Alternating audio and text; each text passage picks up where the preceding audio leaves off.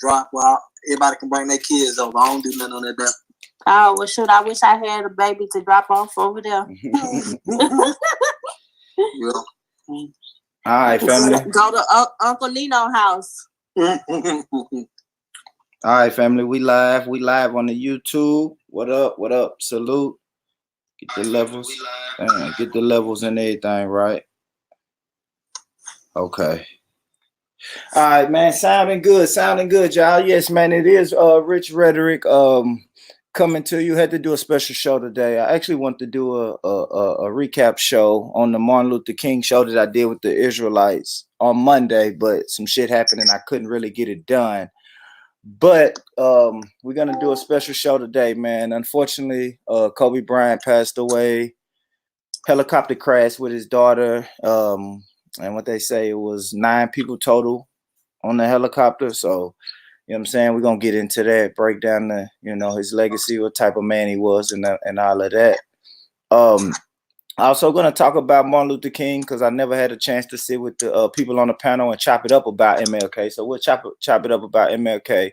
And my sister Star on the panel. Hold on, you got the YouTube family can't see the panel. So let me go. We do have a Hangouts panel going. And yeah. And so my sister Star, she really wanted to speak about the high incarceration rates and in specific zip codes. Why is that just on that? But yeah, she wants to speak on that. So yeah, man, we're gonna get into it, man. I have my brother Black Peace Initiative. How you doing, bro? You there? Okay, maybe he'll come back. Nashville Soul Day. Oh, there you go. What's going on, bro? What's happening, man? I'm here. Yeah, I'm yeah. Good, So the people that's new to the channel, man, just give them a little background. Any organization that you promote, man, all of that, bro. Tell them some of that good stuff, bro. Who you said? Who I promote? Yeah. Just tell them about your group and a little bit about yourself, brother. We just promote Black Peace and Nashville Soul. I don't know nobody else. There you go, bro. You still doing your podcast thing, right? Off top, man. I'm gonna get it back cracking. I done got on iHeartRadio now, so we gonna get rolling. Tell the people how they can find that, man. Listen to past episodes. Just simply a quick search in the iHeartRadio app for Black Peace Live Radio.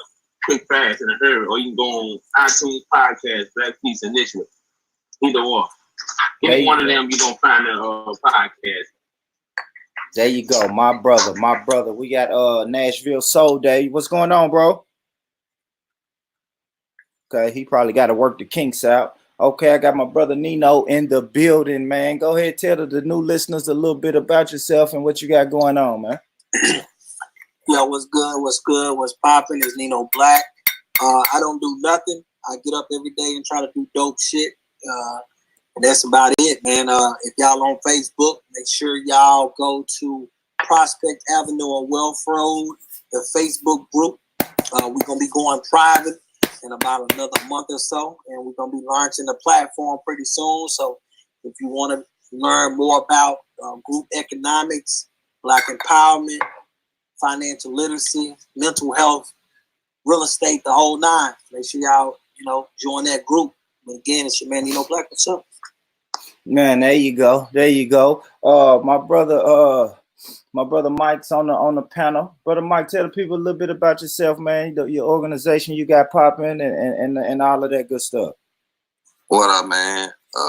Got my best group going on. You the prime minister of it.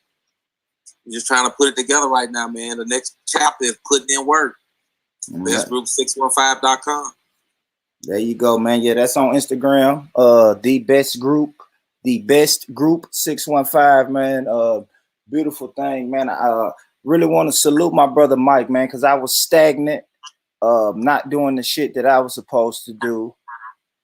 Really had put the group on the back burner for a while, but Mike, you know what I'm saying, set that fire to me that I needed, bro, and made me get up off my ass and start doing the works again. So I appreciate Mike for that.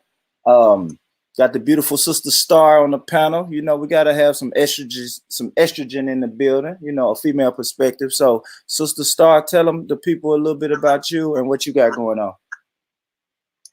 Okay. I'm Star, and I have a couple of businesses. I have a technology and publishing business, and I have a business consulting business where I do various different business services, consulting, taxes, a whole bunch of things. What I also have is I have a new organization called Entrust Tennessee, ENTRUST Tennessee. And what it is it's a advocacy group. Basically, it serves the state of Tennessee, but I will also be partnering with other organizations in different states as well. I will be doing a bunch of research about issues that plagues our communities. I will also be working as a liaison between different organizations, government organizations, police, the communities, and other leaders in the communities as far as working towards change and committing to change in our communities. So, I mean, it's a lot. But right now, I have a couple of different research projects that I'm doing, a couple of different initiatives that I'm doing, and I'm very excited about it. All right, that's dope. That's dope. All right, so hold on, y'all. Y'all know I'm fidgeting through this damn thing. Let's see. How do I share my screen? Let's share my screen. Brother Nashville Soda, you there? I'm here, King. Can you hear me? Yeah, man. Loud and clear.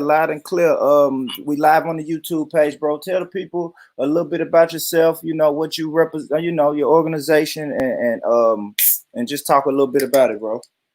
Peace. I'm just a member of Black Peace, man. I work at Nashville Soul 2, Supreme Organized Liberation Engagement, just here to serve the people. That's all, man. Salute to everybody else that's on the panel and everybody that's, you know, working towards the same goal. That's big shit. That's my brother brought Dr. Umar Johnson to the city this year. The community called Dr. Umar. Oh, okay. What's good, G? Yeah. What up, man? What up, boy? What up? What up, bro? So yeah, man. Powerful panel, man. Let's get into some shit then. Hold on. Let me go. All right. I was sharing this. Like I said, I am fumbling with this, Nino. I still ain't figured out how to do this StreamYard with the damn Google Hangouts, but let's go. I see the brother. Oh, shout out to the brothers and sisters in the chat, man. Shout out my sister Sosa. Shout out my brother Rhetoric, man, the UK family. Shit, what time is it? Y'all's time. 2:30 a.m. where y'all at? So salute, man. Salute to y'all for staying up rocking with the American family, man. You know, we the same people. We have our ups and downs, you know, no matter where we are on this planet. You feel me? So salute to y'all for being in the building. This was my video call. All right, so let's get to this. Now we're gonna start this out with a little laughter today, y'all. I'm just gonna drop this in here, man. Let's get a.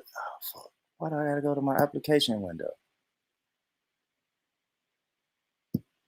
Let's just do my entire screen. Fuck it. All right. Let's see how I bet this is gonna look crazy on the YouTube. But all right, what y'all see on the screen, family? Can y'all see anything? Do I need to click on myself? Let me click on myself. All right, what y'all seeing on the screen? Y'all see my icon?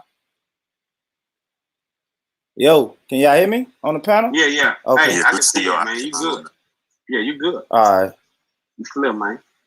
Let's see if y'all can see this. All right, let me know when y'all see my Instagram page on the screen.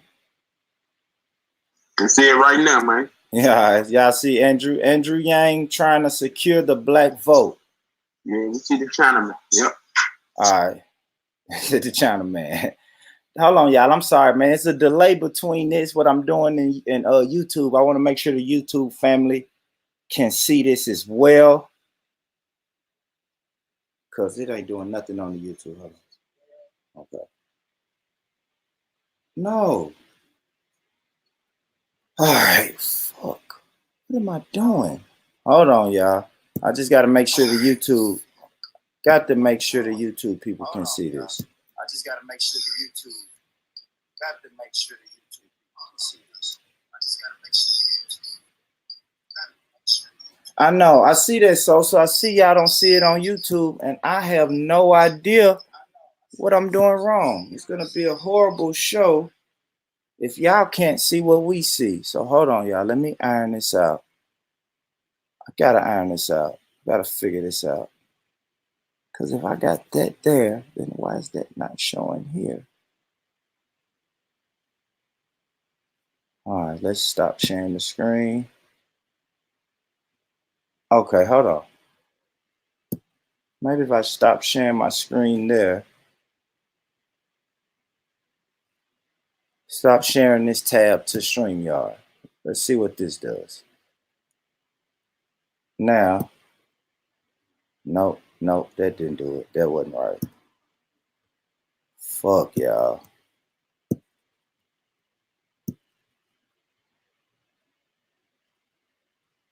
Okay, hold on, bear with me. This is gonna be horrible if the YouTube family can't see it.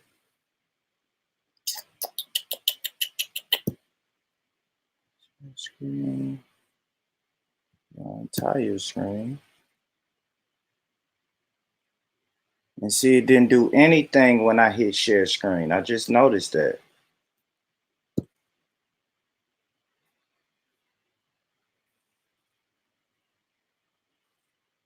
Oh, this is gonna be horrible.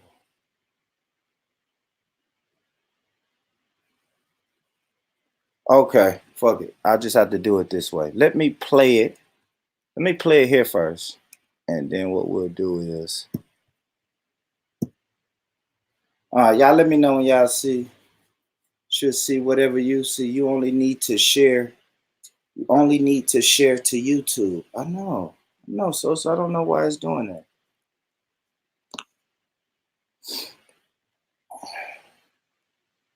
I don't know. All right, on the panel, can y'all see my Instagram page?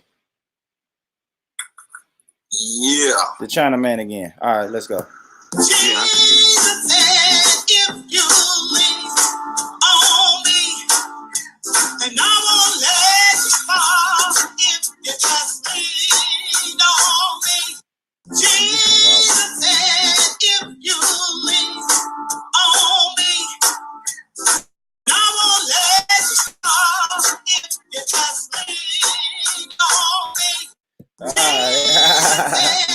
All right, y'all. So that's Andrew Yang, man, dancing in the church, trying to get the black votes, man. You know what I'm saying? Y'all know how people do. Jarvis, what you think about that, man? What's your reaction when you see that video? What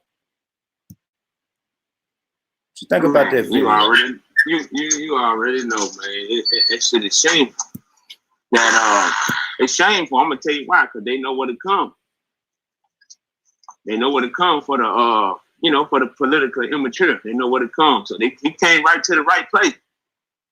And that's a damn shame though, because it's typical. Everybody else done it. So he's like, fuck it, I'm gonna go and pop up at the church too. Put the robe on, no shame. He ain't even had a damn robe on right. Nigga in there just bouncing around with the robe halfway on, making a fool out of them, not out of himself, but out of them, because they let this nigga in. So that shit is shameful. That's what I think. He also said he's gonna give everybody $1,000. So yeah, that's a whole lot right there. Yeah, so nigga out of his damn mind. That's what he is. I heard that too. He was talking about we can give black people 1,000. Well, he said everybody. He didn't even just say black people. He said we're gonna give everybody 1,000. I know, because it was a white man that told me about it. He said you should vote for the Asian guy because he's gonna give us all 1,000. Yeah, right. That's crazy. Who is he? I said, who is he? He said, I don't know. He's just gonna give us some money. We're gonna send that nigga back to the hair store or the Chinese food place when we get done with him. That's what he gonna go back to. Yeah, time to play with him, man. Yeah, Andrew Wang, man. I don't know. Okay, y'all know we always talk about politics. So one last thing on politics. What y'all feel? How y'all feel about the two black candidates bowing out early? You had Cory Booker and Kamala Harris. What y'all think about them bowing out early? I think that they were gonna do it anyway, because I think they just try to get out there and get their face out there. They had to know that they wasn't gonna be able to make it to the end. I really don't understand why they even ran in the first place. Just my opinion. Yeah, I agree. I think it was good. I think it was good because it wasn't gonna do a goddamn thing. Kind of like what she just said. Basically, it wasn't gonna do nothing. And then they ain't even got a record of doing nothing either. As most politicians don't, not just them, but politicians in general don't got a record of doing shit, especially for us. So it was kind of like, they came out at the wrong time. They don't have to wait a few years when the world is filled with more multicultural type niggas. Then they can run for president. Right now, it ain't quite there yet. So they got to have to wait at least 4 or 5 more years before they come out. 4 or 5 more years, when the orange man get out, he gonna win again. And pray to whoever they pray to that their name get pulled. Be good. So, yeah, most definitely gonna have to do that. So I like it. I like it. So it ain't gonna be nothing. It ain't nobody out there, man. I ain't never seen, especially in this race that they got going on now. It ain't one single politician that mention us by name.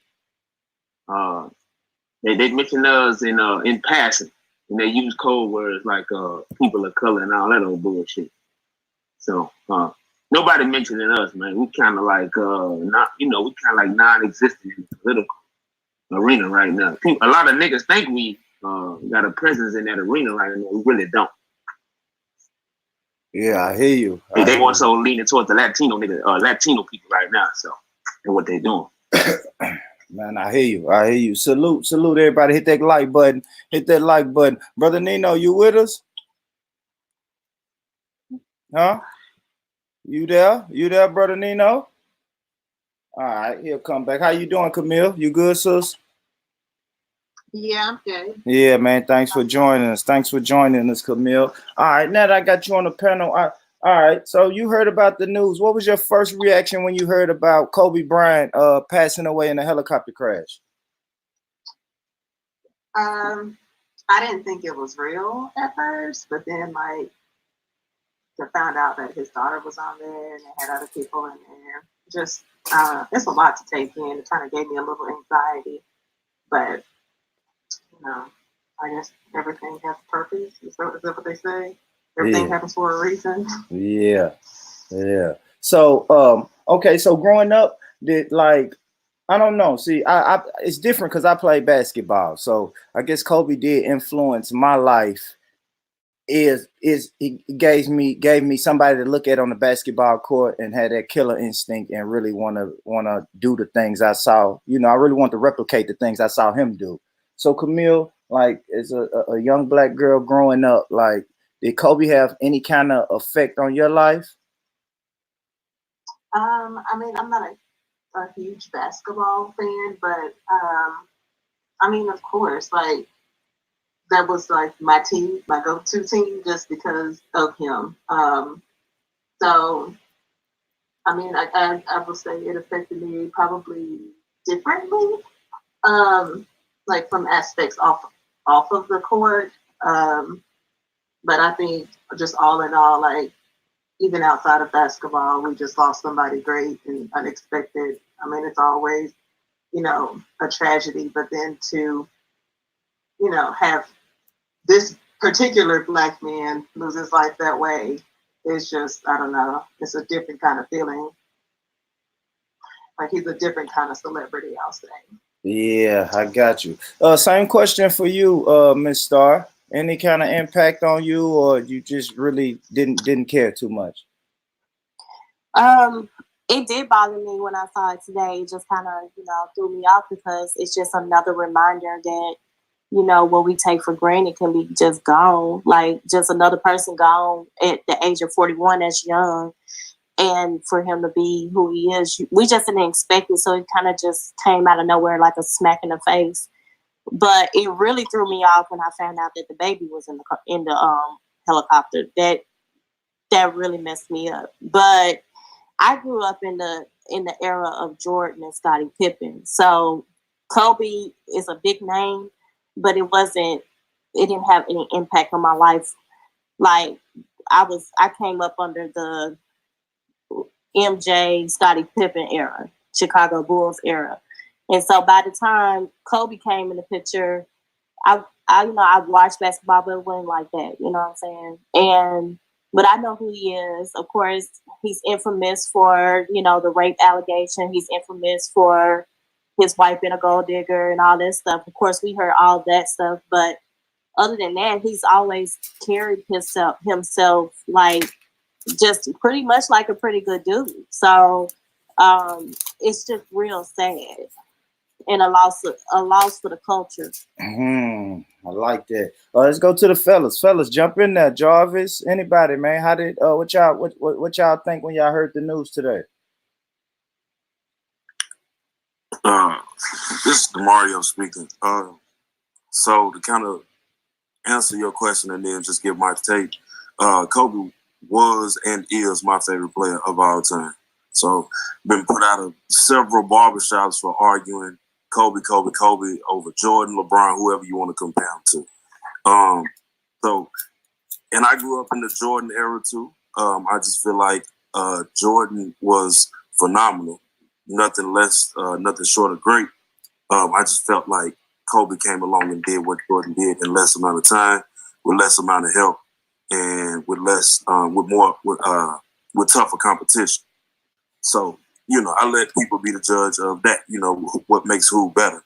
But as far as, who he was or what he meant to little black boys growing up, in that era, like I said, Kobe played in several different eras. The end of the Jordan era, that early 2000 era, to the 2010s, and dominate.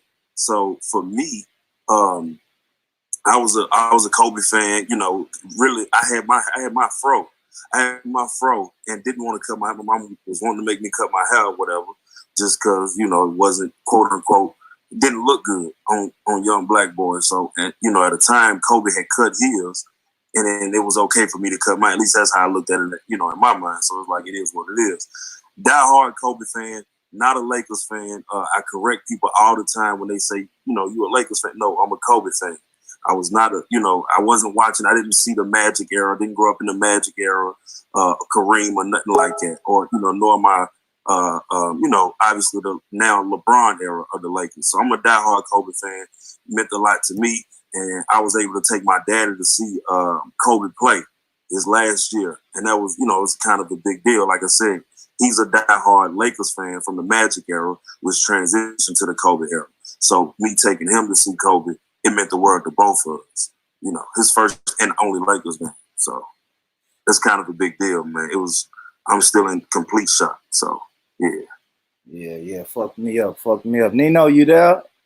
Yeah, I'm here, man. Yeah. I'm here. I'm doing a little razzle dazzle. I got you. So what's your first thoughts today, bro? I seen you've been posting a lot on Facebook, so it obviously touched you in some type of way, my brother. Speak on it. Well, first and foremost, let me say this. I'm not a sports fanatic. I don't follow sports as much as I used to when I was younger. But in the days of when I did follow sports, if it wasn't Mike Tyson, it was Michael Jordan. And if it wasn't Michael Jordan, it was Kobe Bryant. I didn't really get into the wave of the LeBron, so I can't tell you about stats, what he did and how he did it. So I've always, my era of sports watching kind of stopped at Kobe, right?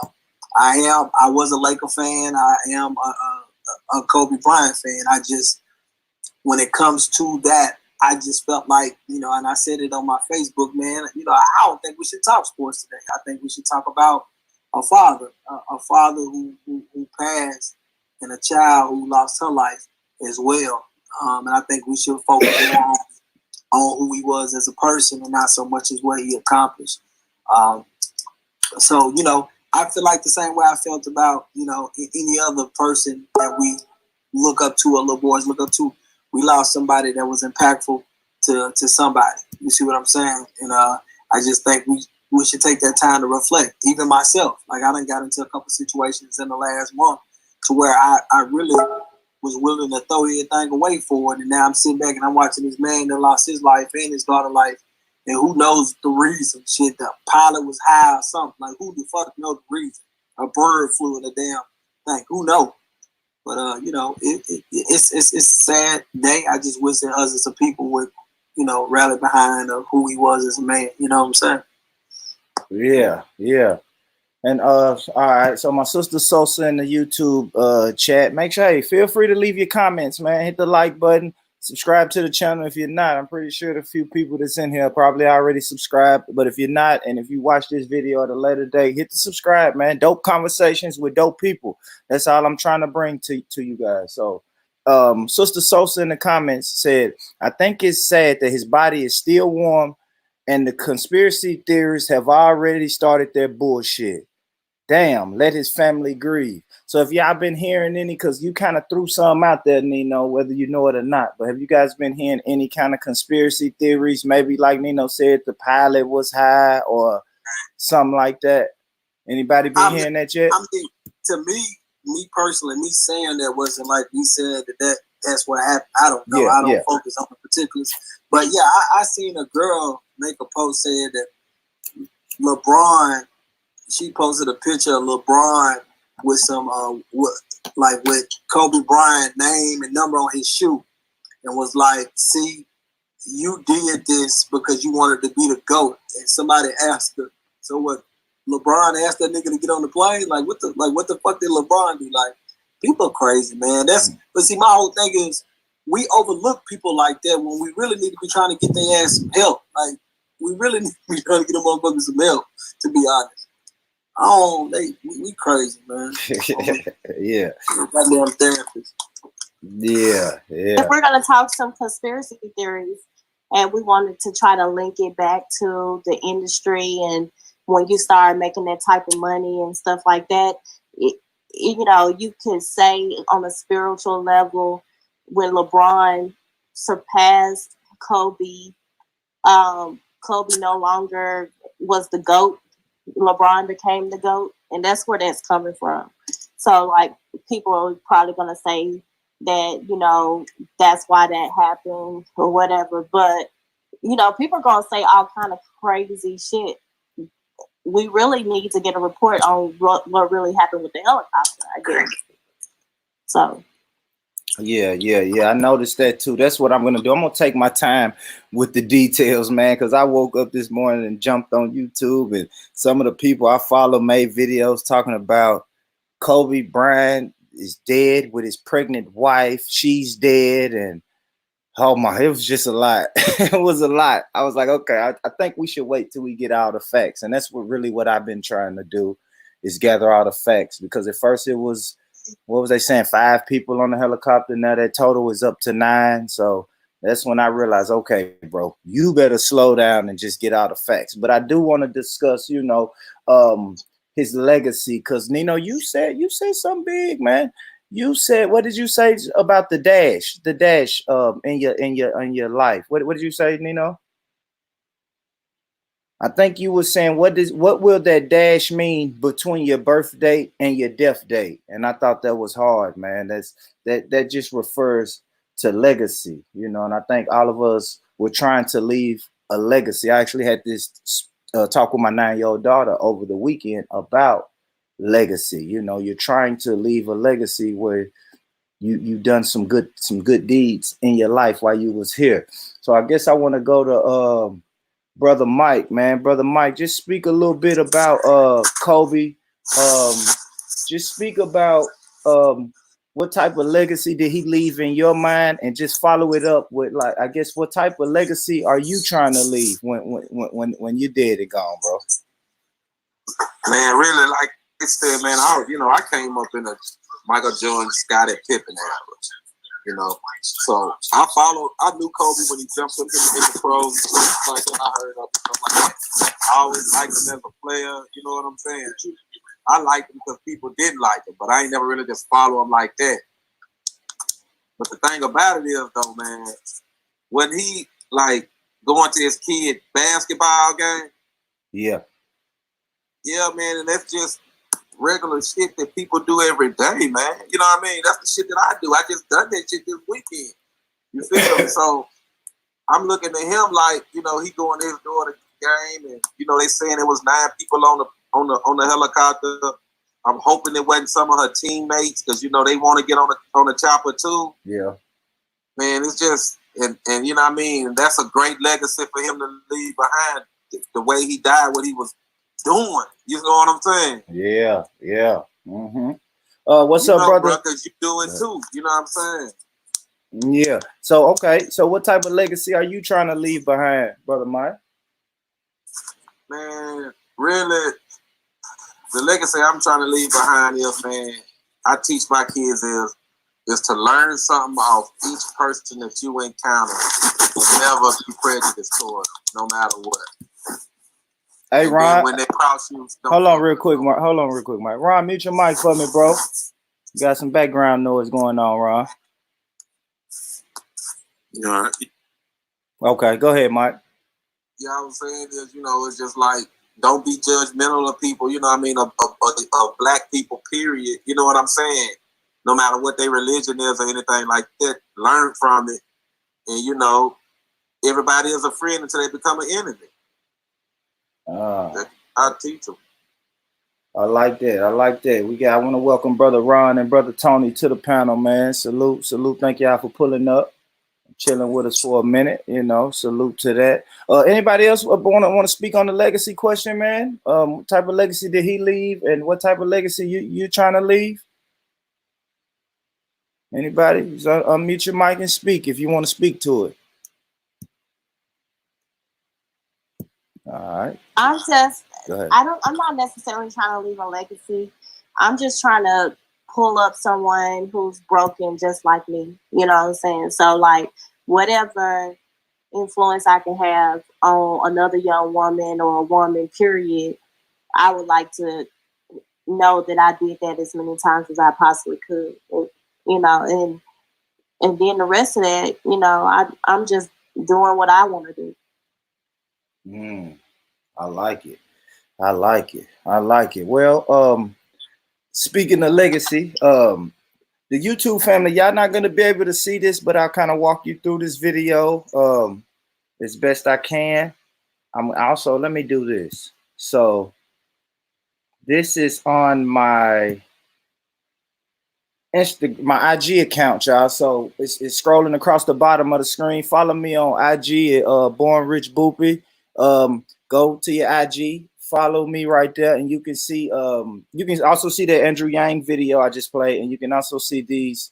I'm about to play 2 videos, and you guys will be able to see them there. But okay, so my Hangouts family, let me share my screen again, once again. We want to go back to the gram. Y'all see my Instagram up? Anybody talk to me? Yeah, I can see it. Okay. Yeah, I can see it. All right. Yeah, I can see it. My fault, bro. I can see it. All right. Now y'all peep this. Guys, I know there's always a lot of hate, pain in the world, and it's always a bunch of terrible stories. And every once in a while, there's a good story. Good story comes out. The guy who got away with rape got his today. Kobe Bryant is gone. I'm here in Charlotte, the home of the team that originally drafted him. Maybe he wouldn't have raped that chick in Denver if he had stayed in Charlotte with the Hornets. But anyway, the point is, dude, it's guys, I know there's always a lot of hate, pain in the. All right, so let me stop sharing that. YouTube family, it was a white guy. I don't know if he's from Charlotte, but he was in front of the Charlotte basketball arena, and he actually was recording himself in front of the arena, and he just said what you guys heard. Nino, what you think about that, man? That man came out on the day that this brother died, and he's speaking about his rape and how this man should have came to Charlotte, man. What do you think about people like this? Talk to me. Anybody? Go ahead, Nino. Dude clearly got a mental health issue, bro. Not trying to be funny. He's so focused on Kobe. It was 7 other motherfuckers on that plane. See what I'm saying? Yeah. He's trolling. You can't worry about nobody like that, man. Yeah. Tony, brother Tony, what's up, man? Tell me what you think about people who do stuff like that, man. I mean, like it or not, First Amendment. Yeah. Like it or not, it is what it is. Yeah. You got to say it. Any sisters want to speak to that? Camille, Star, anybody want to speak to that? Speak to what you just heard. I agree with Nino. Well, first I want to say hi, Camille, because I haven't talked to you in a while. Hey, baby. Hey. So I just want to say I agree with Nino. He was basically trolling, you know what I'm saying, just wanting some attention. And Kobe may have gotten away with what he did or whatever, you know, well, he paid her off for whatever he did and he apologized. But I just think it was highly inappropriate. He basically was saying he should have just came to Charlotte, which was stupid. Mm-hmm. He was just trolling, looking for attention. And unfortunately, because we have social media, it's a lot of that going on around here. A lot of inappropriate shit. I didn't know he paid off and apologized. Yeah, he did. Didn't they find 3 different semen in her panties? No. He admitted he was with her. And, well, I think she had sex with her boyfriend before that. But what happened was that she did consent to sex with him, but she said that she didn't consent for him to sodomize her after, you know, like doing the sex. So I don't understand. What is sodomize? What did he do? He put it in her butt. Oh, he got freaky. Allegedly. And she didn't want him to. Yeah, so he apologized because he said that he thought she wanted it, and he clearly misunderstood, and he was sorry, and he did pay them. And because he is rich, that's why he's not in jail. Yes. That's why he didn't go to jail. I gotta see paperwork on that. I ain't never heard that. Yeah. I mean, but I mean, you can go. I don't know. You can go look it up. The story I heard was she had sex with the nigga before and after. He was in the club bragging about how Kobe, what they sex was like, laughing and talking about the people. Went home and had sex with her boyfriend the same night or the night after Kobe. She didn't report it to 2 days later. That's what all I heard. And he walked. Well, I mean, the thing about it is that they never denied that they had sex. Yeah, man. Sometimes them athletes they do what their attorney say. Just pay her to go away. Yeah. But he did go in her butt. So. Because she told him to. No, she said she didn't want to. That's why the man went and apologized. Yeah, after the fact. Huh? Yeah, after he ignored her and then giving her money and got up out of town on her. I mean, maybe, but I'm just saying, like, he did apologize for it though, because I mean, like, some men they'll try you like it, you know. Yeah. And she let him have sex with her, but she's saying that she didn't want that. Case closed. It's over. Yeah. It's over, man. It's over, man. The criminal trial is over. Now it becomes some type of civil trial. That's what it should have been the whole time. Should have never been. I'm suing him for damaging up what he done to me during sex, and I said no. For that part. It's all civil. It ain't rape. It is rape if she said no. No, That's why he didn't go to listen. That's why he did not go to jail. That's why she got paid. Because they had it in the wrong court. Yeah, I don't know, man. Shout out to Kobe, man. Rest in peace to Kobe, man. His family, his daughter. And how old was his daughter? You know, 13. 13, yeah, man. So that's hard. That's what I'm noticing about the women. The women are, well, everybody, but the women are really like, yeah, I didn't really care about Kobe and basketball, but the daughter, that's gonna pull at your heartstrings, man. So yeah. I just me personally, I just want to one day, and I know I'm drinking. I'm Martin Luther King drinking, but one day I want to live in a world to where we don't automatically, like, we just heard something, or we think we know something, and we spew it out there in the world constantly, even though we don't know the facts. We wasn't there. We didn't see the nigga doing it. Like, if a motherfucker like, hey man, Nino did such and such. I just want like just a handful of motherfuckers. It ain't gotta be a million. It could be just 8 people. They go, I mean, how you know, man? You wasn't there with that motherfucker. Well, we don't do that. Like, we don't give a fuck, man. As long as they send it on TV, we read it in piece of paper. That shit is real. That shit is authentic. And I one day want to wake up in the world and we ain't that goddamn going. See what I'm saying? Can't nobody tell me shit about the Mario or what the fuck he got going on. I ain't never seen that nigga do hurt a fly. I ain't never seen that nigga raise his voice. So if you tell me this nigga murdered 10 people, man, I need to see a video of that shit. Yeah, but if he apologized for killing the 10 people, then I mean, what do you believe then? See, that's my whole thing. You ain't seen him apologizing for killing 10 people. You see him apologizing for being in the room with the when 10 people were killed. That's not the same goddamn thing. If I fuck somebody, I apologize. I fuck the bitch. But you ain't hear me say I'm apologizing. I raped that hoe. What he said was that he said that he thought that she wanted it, but he understands now that what he thought and what she wanted was two different things. Okay, and that doesn't mean I raped you. That means look what Tupac said. Nigga, the only thing I'm accused of being anxious, motherfucker. The fuck are you talking? That's what I'm saying. Like all of a sudden, God damn, bro, this nigga like 40 years old. This is one thing that and you gonna drag him along forever for that.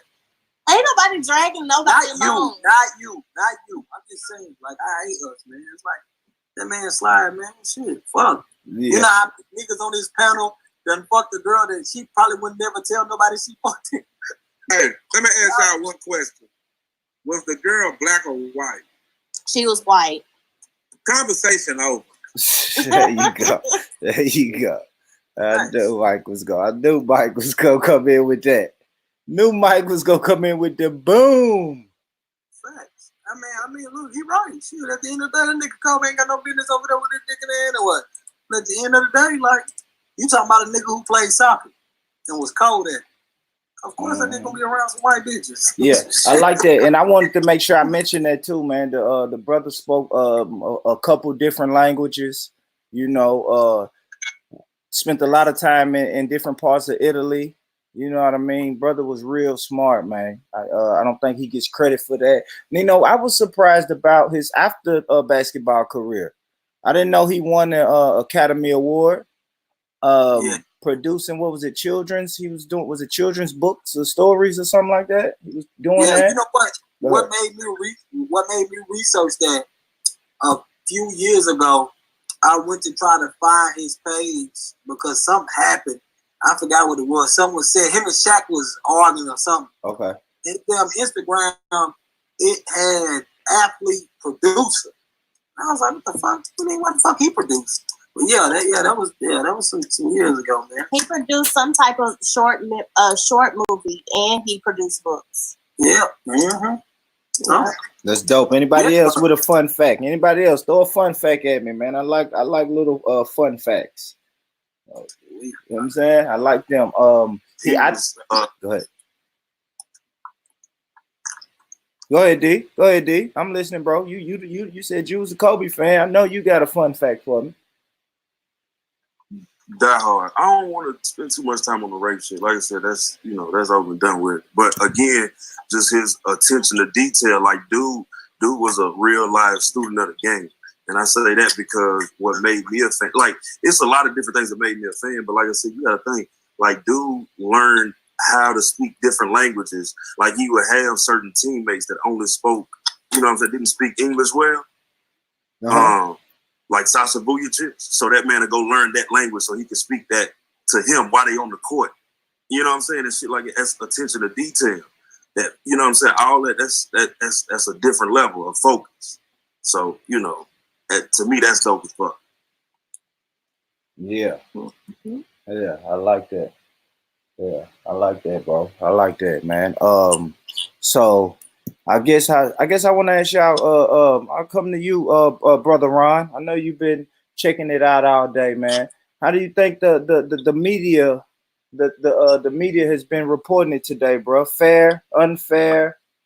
How you think the media is handling this situation, Ron? Okay, Ron must not be there. Come to you, Sister Camille. How you think has the media been doing it justice? I haven't been on, like, once I found that out, I haven't really been on Facebook, and I don't watch the news, so I could tell you, I'm not I don't pay too much mind to the media because it's always, when it comes to Black people, there's always that undershot or that sly shit that they gotta talk and drag your name through the mud no matter what you've done, innocent or guilty. So I don't pay them any mind. Yeah. What about you, Brother Jarvis? How's the media? The media been giving them a fair shake? How you think? Shit, I don't even know. I ain't You ain't been paying attention. Anybody been watching I it? don't fuck with the news. Yeah, the news that, I don't think nobody, that shit right there, you might as well watch Mickey Mouse, man. You don't watch the news, man. Hey, I'm mute my mic, man. Yeah, my bad. So yeah, what you think, bro? I know you've been saying it all day. The media been doing a decent job at covering the death of Kobe. Yeah, they've been doing a decent job. That little bit what she said, said the Los Angeles niggas. That was I probably already gonna talk about that, but Now we getting to it right now. I'm happy you said it, Ron. Good segue, my brother. Let's go. Let me share my screen. So for the people who that was nice to hear a little bitch. You know where your mouth. That was real nice. So yeah, we'll go back to this. And then we'll discuss it. Let's check this video out. YouTube family, this is a video. It's a news anchor from MSNBC. Had a I guess you would call it a slip of the tongue.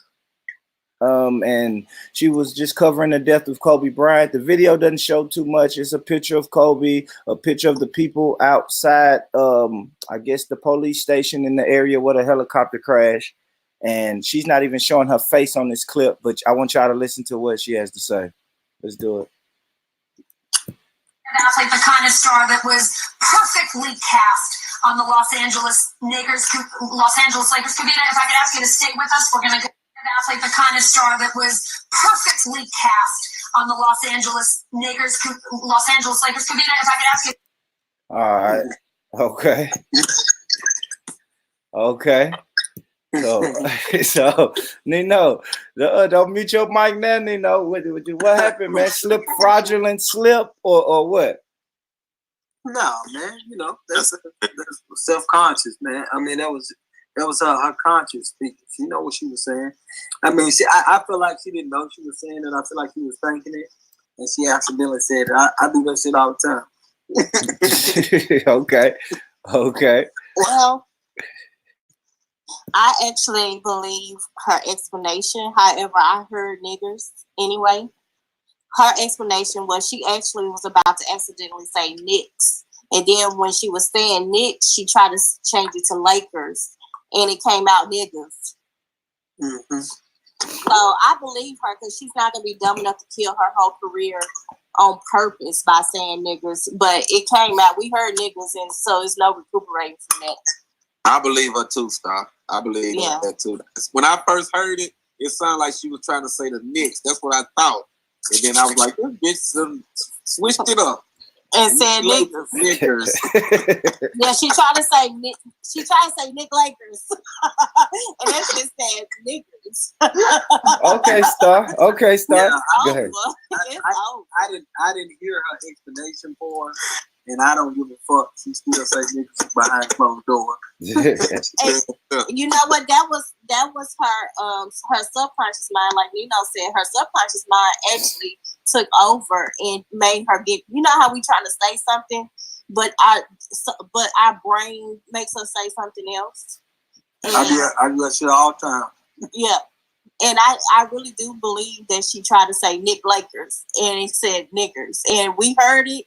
There's no going back from it. Sorry, lady, your career is over. Yeah, she could have said knickers. Cause that's what that's some old trousers. She probably was trying to say. Where my UK family at? My UK family use that. Where you at, UK family? Knickers. I hear y'all say that all the time. Salute to the UK family, man. They say knickers. Call them knickers. Did y'all see the footage of the BBC? They did a report on it on Kobe. And they was showing LeBron the whole time. Yeah, go. White folks don't know, man. Yeah, they do, Mike, man. I don't know. They play basketball overseas. How they don't know? Man, they know, bro. That shit is, I don't know. Let me read. All right. So the reporter name is Allison Morris. This is from her Twitter, at Allison Morris now. She said earlier today, while reporting on the tragic news of Kobe Bryant's passing, I unfortunately stuttered on air, combining the names of the Knicks and the Lakers to say Nakers. Please know that I did not and would not ever use a racist term. I apologize for the confusion that it caused. So she said Nakers. Well, no, we heard niggas, but I believe her when she said that she tried to say Lakers, and it came out niggers. Yeah, but the Lakers, but the Knicks ain't in LA, so why would she say LA Knicks? No, it's not that. It's just she tried to hurry up and catch herself when she said Knicks. Also, is she reading from a teleprompter? So if you can understand that, Star, if she get a pass for that, how you can't understand that nigga Kobe was just trying to get some pussy? The girl was with her, he was down. You know what I mean? Why you can't get him a bag? He was trying to get his dick something. Why you can't get him a bag, but you can get her a bag? I'm confused.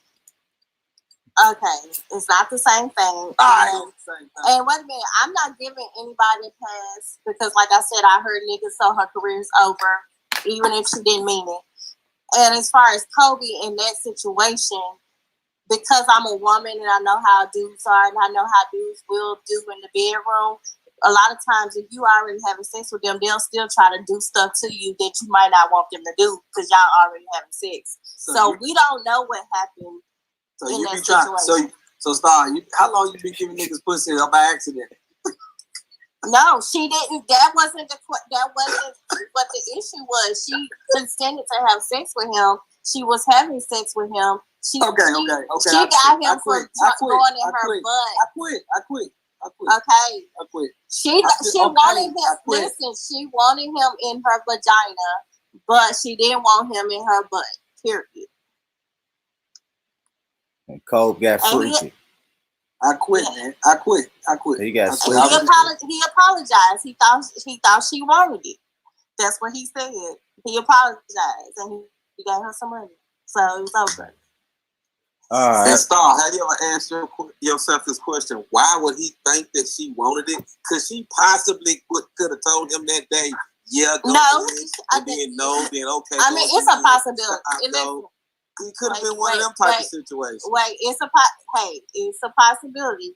But we also know that when it comes down to communication between men and women, a lot of times men think we want a lot of things that we don't want.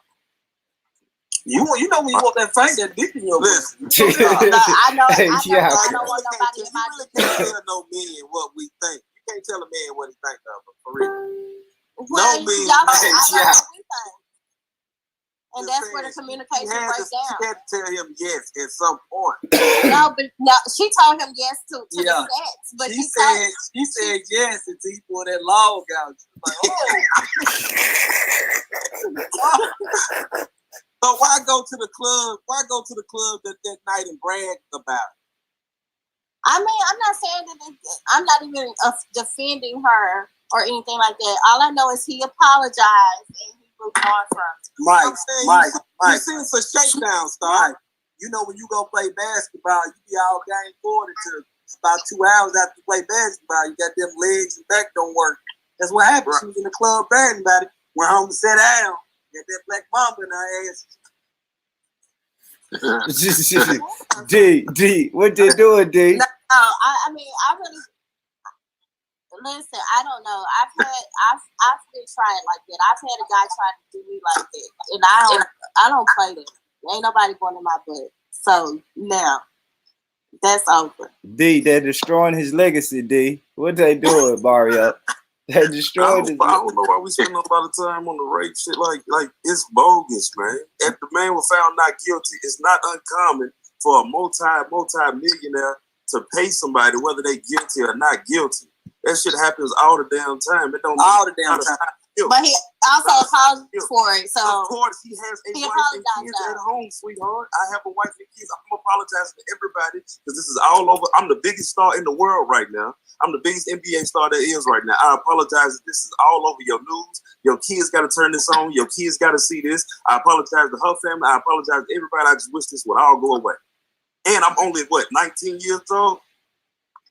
I apologize. Of course, I'm sorry. I don't know. Yes, I'm a woman, so it's no excuse for it. I don't care, like whatever. I wasn't there. I don't know if it happened or not. Yeah, I don't either. Really, I'm just responding to the questions and the comments, and that's my opinion. And men are gonna defend other men anyway and that type of stuff. So I really don't care. It ain't to be combative with you, sweetheart. I'm like, I don't know why we stand on the rape shit. Like, I'm with you though. It's just like. A lot had happened. I really don't even remember all the details. We wasn't there. Huh? Neither one of us was there. Right, but like I said, a lot of the facts can be found online, which I remember them saying how her story changed a few times too. Right, and I'm not defending her. I'm not defending her. Yeah. But I do know that these type of things happen, and we don't know what really happened. Only they know. I just know that man apologized. He paid her. They went on their life. I like that. Real quick, Camille, you with us? I'm here. Okay. Now, before we gonna get off this subject, Mario, I promise, man. Camille, would you take your husband? Would you be able to take your husband back after a rape allegation?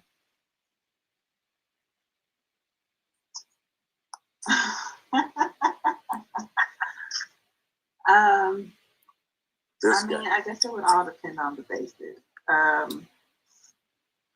I feel like I know him, it's a lot of things that would come into play. I don't necessarily feel like in that case she got raped. I'm not saying she didn't, like Sarah said, I wasn't there. I don't feel like her story was consistent. I don't feel like if she was able to go and party and then still have sex with her boyfriend the next day or whatever she did, that's not, to me, crying like a rape victim. I don't see at any point where she was felt damaged or anything like that. Like, her story doesn't make sense to me. Had this been another case? Probably not. But considering everything that happened, everything that she did, that's just not, to me, screaming like she did something or he did something to her that she didn't want him to do. Like, so she had sex with Kobe, then went home, had sex with her boyfriend. Probably. You waited 2 days. Like, if it was that big of a deal, if you were that hurt, like, and especially considering, like, if I knew there was a chance he was going to get away from me, I'm going to the hospital. I'm getting DNA or the rape kit test. I'm doing all of that immediately. I'm calling my mama, my daddy, anybody else I know. So her boyfriend, it's not going to go down like that. Her boyfriend made her file them charges. He couldn't fit in that motherfucker no more. He like, look, we gotta stop. Man, let's get off this bullshit, man. Yeah. Sosa was just seconding that emotion of what Camille said. She said if a guy violated me, it would be 2 seconds, not 2 days for me to say something. So big up for Sosa staying engaged, my sister, every time. Well, let's get off to it. All right, so Tony, what we thinking, man? Fraudulent slip or not? The Los Angeles niggas. Wait a minute. I'm sorry. I'm so sorry to everybody who's offended by this line of questioning. But I'll have to say a couple things because I went on here and started reading while Camille was speaking. Okay? I'm not saying that Kobe did anything to her because what Camille said actually makes a lot of sense. But there's a lot of things that about the situation. First of all, he wasn't found not guilty. The case was dropped because she refused to testify. That's why it got dropped. So that furthermore proves my point. Like, wait a minute. Something to me so violating such as rape. There's no way in hell that I'm not. Wait a minute, Camille. Wait a I minute, don't care what the outcome is going to be. If you did that to me, it's going to be out there. Right. I get it, but not every woman responds the same way. But also the reason why the police believed her is because apparently, which I didn't even realize this, but apparently she had choke marks around her neck, and Kobe Bryant actually said that was part of their sexual encounter because she wanted to be strangled. So, there's a whole culture out there. Yeah, I mean, I'm just saying we wasn't there. We don't know. We don't know what happened. But anyway, it was a lot more to it and that's why I guess he apologized and then paid her and went on. But him paying her is probably why she did not testify, because that happens a lot. If he went ahead and paid her, she would not testify. If the case gets dropped, she goes on about her business. And a lot of white women lie on black men a lot too about this. Yeah, and that's true. Absolutely. But you keep saying I'm not defending her, then you go to defending her. Because I'm not going to sit up here and let y'all say it didn't happen to you. Because y'all don't know. None of us know what happened. So that's. We do know that he lost. We do know. You keep going back to saying what happened. No. Well, I mean, y'all can be mad about it all y'all want to, but I'm a woman, and But Star, you gotta look at Star. He lost a lot of sponsorships for that. And once he paid her off and it blew away, then he got his sponsorships back. It's just a business move. Good. And he took him down. It was a shakedown. He turned out very rich. And so, I mean, I don't see, like I said, I don't see. But you're not seeing the point that the white girl shook him down. It was a shook. It was a robbery. Okay, and you know that because you was there, right? No. Because he paid it a million times over and over again. No. That's what they do. They gonna turn you against me, turn me against you. As a black woman, the system gonna turn us against each other. That's what we see. I mean, some of us don't know each other, but I mean, y'all will find out that don't know. No, we're not saying that stuff like that couldn't happen, but I know it shook when I see one stuff. That was a shakedown. Y'all arguing with the wrong person. It might be exactly that, but all I know is that if someone a woman accuses a man or something, I'm not gonna just let men just say to me as a woman, oh, it couldn't have possibly happened, blah, blah, blah, blah, blah, because that happens too much to women. Now, in her case, like Camille was saying, the shit don't add up, but there are more facts to the case that are not being said. Now, I feel like this conversation is taken away from who Kobe Bryant is, and he might have been young and just fucked up, because a lot of men do rape women and get away with it every single day. So, I mean, it is what it is. A lot of women rape young boys as well, too, and get away with it every single day. There's a whole culture out there. so we're going to talk about what you want to talk about. And then you'll go back to saying, I'm not defending her. Then you go back to what you want to talk about? Do you want to talk about women raping boys? Because we can talk about that. I want to talk about how great this man was and the legacy he left behind. I'm sure. And then you'll say, we're not talking about that. And then you go back to talking about that. But because I want to. And really, honestly, I'm really responding to Nino being silly. But since it's coming up, like I said, as a woman, I'm not going to allow men to say that couldn't possibly happen. Not with me sitting on this I'm with you on that. Because it's not true. I mean, it happens every day. We don't know. I'm with you on that. We're on the same page there. So basically what you're saying is you like to arm. I mean, shit, if that's what you want to do. No, listen, on some serious stuff, I don't disagree with you on that stuff. Like, I have nieces. All of us got mamas. Some of us got sisters. We don't want none of that to happen. I would assume, I think it's safe to say, I'm speaking for every man on here, we have some special woman in our life, be it our mama's, grandmama, auntie, sister, daughter, whoever it is. So we're not speaking to bash women. But like bruh said, you know a shakedown when you see one. Yeah, well. Y'all also said that he got found out guilty and he didn't.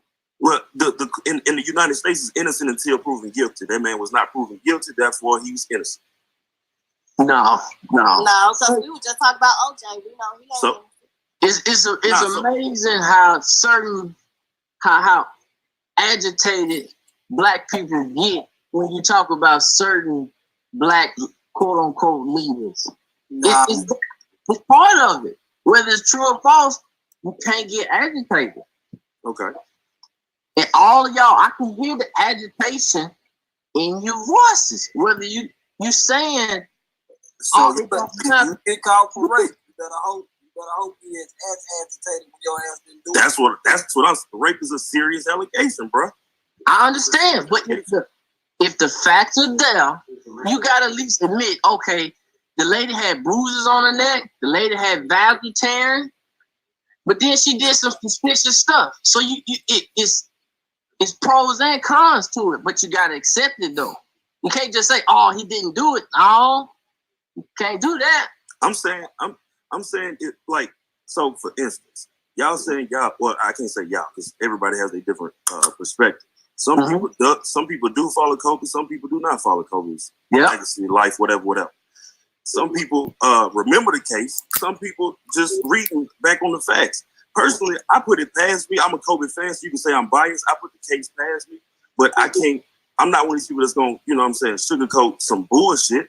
For instance, I don't respect the snitching on Shaq shit. That's some sucker shit. I don't respect that, and I'm a Kobe fan. But the rape shit is like, come on. All of it's there. You gotta accept it. Just like accept it.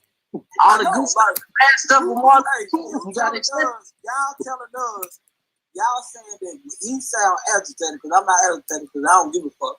He sound agitated because he don't feel like it happened. But then you sound agitated because you sound like he do, motherfucker. You sound like you. It's like you're ignoring. It's like you can ignore the fact that she waited 3 days. She waited 3 days. She fucked her boyfriend. She went to the club. She turned to smoke the blunt. You sound too comfortable. And she took a payout. I'm saying what I'm saying. He doesn't sound agitated. He sounds very calm. I'm the one who's agitated. There is a possibility of both sides. Mm-hmm. You got to accept that. You can't just say this is a shakedown. You can't just say he was not guilty. The facts are on Okay. So did you ignore it by trial, or did they drop the charges? What happened? Was he guilty or they dropped the charges? What happened? They dropped the charges because she wouldn't testify, but that makes sense if he went ahead and paid her. Same thing in the R. Kelly case. So was it in the middle of a trial? Yes. Same thing in the R. Kelly case. The attorney the went jury ahead come back and made say, an agreement with. Who the prosecution was like, we're not gonna pursue this because she won't testify? Yeah, they had no choice. They had to drop I'm the case. beyond that, though. So to me, I think at this point, I'm not arguing if it's true or not. I'm just saying that we do this all the time. Every time a celebrity or even our homie is accused of something like that, they ain't do it because it's always when it comes to women. The facts are different in this case, Star. 3 days later, 2 different men you done been with, it's like I'm holding this over your head. I'm airing this dirty laundry out to the world, and you're never gonna get another job. The NBA might fire you. You might tarnish them, and we're gonna go to trial. And I'm gonna lie. She probably was shaking him down. She probably was shaking him down, but we cannot ignore the fact that neither one of us know for sure what happened between them, and we cannot ignore what some of the evidence is. That's all I'm saying. Like we just can't always say that. Listen, I got friends, Star. I got friends that got kids with white girls, and we talk about white women versus black women, and they tell me a lot of strange shit that they got going on. So I wouldn't be surprised if she had bruises on her neck and her vagina and shit. They're not like y'all. Well, anal tears and stuff. Man, listen, they're not like y'all. Listen, I'm not saying that she lied or didn't lie. I'm just saying that it's very hard for me as a woman to constantly hear. Listen, you're not just a again. woman. You are a black woman. You got to look at it in the perspective of you're looking at it in the perspective of a black woman. Look at it in the perspective of this white woman. Where did she come from? Okay, well, wait a minute. Let me look at it from the perspective of a black woman. The black woman is the less protected woman on this planet. And that's why you can't look at it in your perspective. Listen, wait a minute. You just told me if you're the less protected star, what does that make the white woman? They love them. They're gonna do what they want them to do. They've been lynching black people for the long. You know Emmett Till, right? You know Emmett Till, right? Okay, this been going on, star. This been going on. So every white woman that accuses a black man is lying. Have you ever heard of the Scottsboro case? Yes, but that does not mean that every so white you're talking woman about that accuses a black man is lying. Of white women accusing black men of rape, and they didn't do it. Now the new black men got to look at it. Black women lie on black men too. Huh? Okay. All right. The moral of the story is stay the fuck away from white women. Black men too. Okay, we back. Nino, we back. But we talking about a white woman. Bottom line is, I'm not saying that man wasn't innocent. I'm not saying that. I'm just saying that the court said he was, the prosecution said he was. I'm saying he was. No, the court didn't say that, so don't do that. And the prosecution they didn't press charges, so obviously he's innocent. They didn't press charges against R. Kelly. But if we accepting that there's a possibility of both sides, why is it not okay for me to present the side that he's not guilty in? Why is it not okay for me to accept that?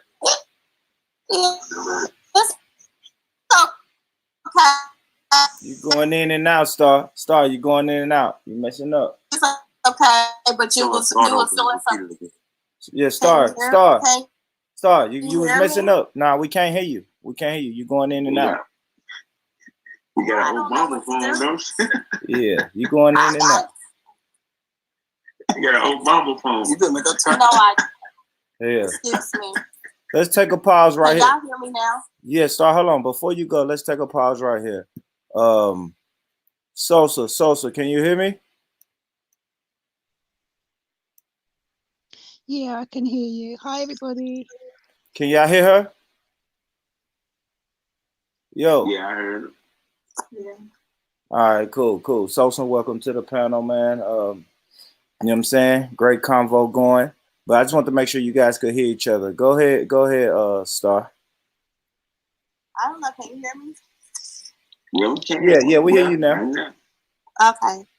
Stay right there, though. Stay right there, wherever you at. I'm in the same place. I'm in the same place. I don't know what's going on, but anyway. Obama phone.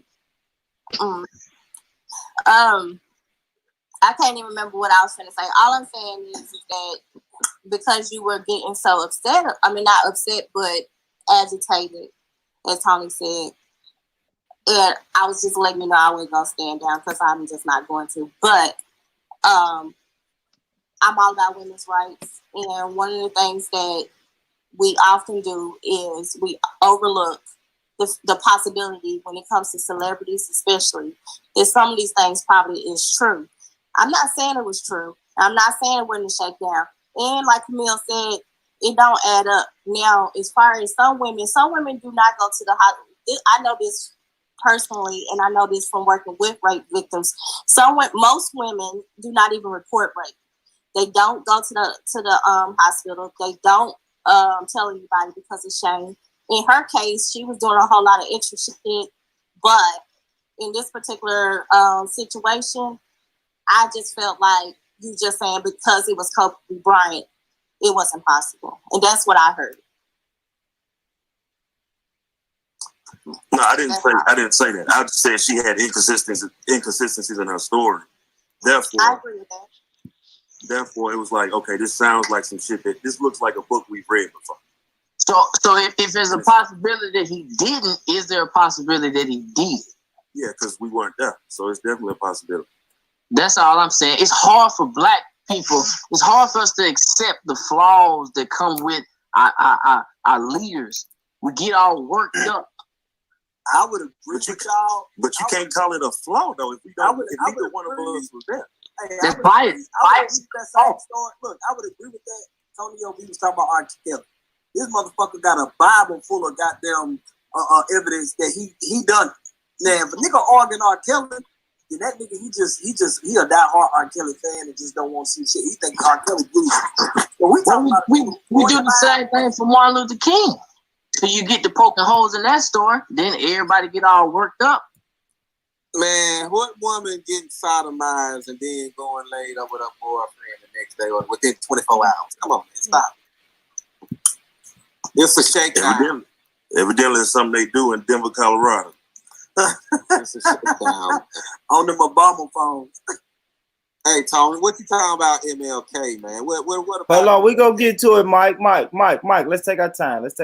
We ain't know it might agitate Phil. Yeah, because that's the grand finale. Nah, that's the grand finale.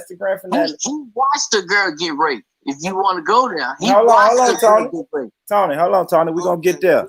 Mike. Let's put that on pause for a minute. We're gonna get there. So I guess I did want to show this, and it's gonna be the perfect segue into it. So I was talking about the fraudulent slip of when the girl said the Los Angeles niggers, and Star said it was a fraudulent slip. Mike said it's a fraudulent slip. Anybody else? Nino said it was in her subconscious. Anybody else think this was an accident? Just want to check. Just checking. No. Yeah, her story sounded all right to me. I agree. I think that it could quite possibly be true what she said. It did sound like her story was quite, her excuse, if you like, seemed plausible. Okay, so now I want to go into the history of these fraudulent slips because I had actually done a show about this before. So let me share my screen. Hold on. Oh, where's that at? Right here. All right. So here we go. Are you about to show that? I know what you about to show. Yeah, I showed this before. Well, let's go into the history of these fraudulent slips, and then we can see kind of how often that they happen, and are they fraudulent slips, or is this people's subconscious coming out, or are people talking on code? Let's go. King Jr. Holiday. So glad you chose to start your day and your week. Hold on, I missed that. Hold on. We've had. And I just want this to happen. Y'all check this out, man, and then I'm coming right back. We've had in our area here outside agitation groups of all levels. We've had Martin Luther King. Martin Luther King. We have had people of the Nazi. Hey, I get on the street, I see Martin Luther King. I shouldn't say that. Martin Luther King. I mean, should I rip the signs down, or insist that they take? Mike and Mike in the morning on ESPN Radio, talking football with you on this Martin Luther King Jr. holiday. So glad you chose to start your day and your week. World leaders go there, they hold hands like it's Martin Luther King marching or some shit. 2,000 people get killed. Doing them all for what do people like you? As you said, Martin Luther King Day. Yes. Do you? I mean. After a couple of days well below normal. Here's a look at your extended forecast for tomorrow. Sunshine, 60 degrees, Martin Luther King Jr. Day. We're going to see temperatures in the low 60s and mostly sunny. All right, let's go. So this fraudulent slips, man, these fraudulent slips seem to happen a little bit more than we think. So, Mike, you still think these are just totally accidents? Or acts of randomness? The ones about Martin Luther King are not accidents. Nah, they doing that on purpose. But this lady gets a pass. Everybody hates King. It's not so much the lady gets a pass, but her excuse seemed plausible. If you really think about it, it is possible. Any of us could have done that. But the Martin Luther King, that's OTT. Yeah. I don't know, man, but she said the Nakers, and like anybody who listened to that video knows she didn't say Nakers though.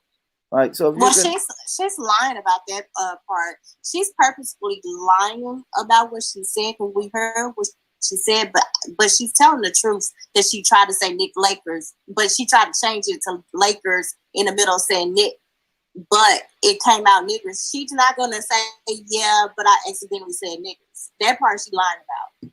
Because she really said niggers. I mean, I don't know if you understand what I'm saying. I'm not trying to be confusing, but I believe when she said Nick and it went to Lake, she tried to change the Lakers real quick with her tongue, and it got tongue tied, came out niggers. Her explanation, she's not gonna say, but I accidentally said niggers. She's gonna say, no, I accidentally said nakers. And that's where she went wrong, if you ask me. She should have just... Yeah, she should have just confessed and said, I tried to say what I said, the two words got mixed up, and it came out wrong. She shouldn't have tried to change the word up, because that makes you side-eye her even more. But yeah, I agree that I think that her original explanation is true. And yeah. It's unfortunate for her because her career over. Yeah, y'all done? Y'all think she's done? You think it's over for her? Mario, you think it's over for her career? Or she can get a job somewhere? She'll be back, man, because ain't nobody seen her face. Well, she done deleted her Twitter. Yeah, she. Because I was about to go on there and light her up.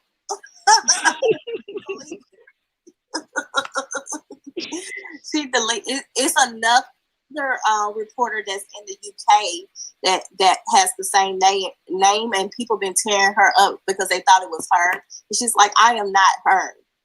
You got the wrong one. But yeah, she's already deleted her Twitter account, or paused it or whatever. But I do believe her career is over. But see, Calvin, you see what happened with the Nipsey Hussle. Did you play that? What I sent you? No, I didn't play it, but I got it. Yeah. So the same thing when the reporter from, was it Fox? She was laughing about Nipsey Hussle. I thought it was very inappropriate. Do y'all remember that? I'm not aware of it. Yeah, you talking about that Lauren Ingham shit. Yeah.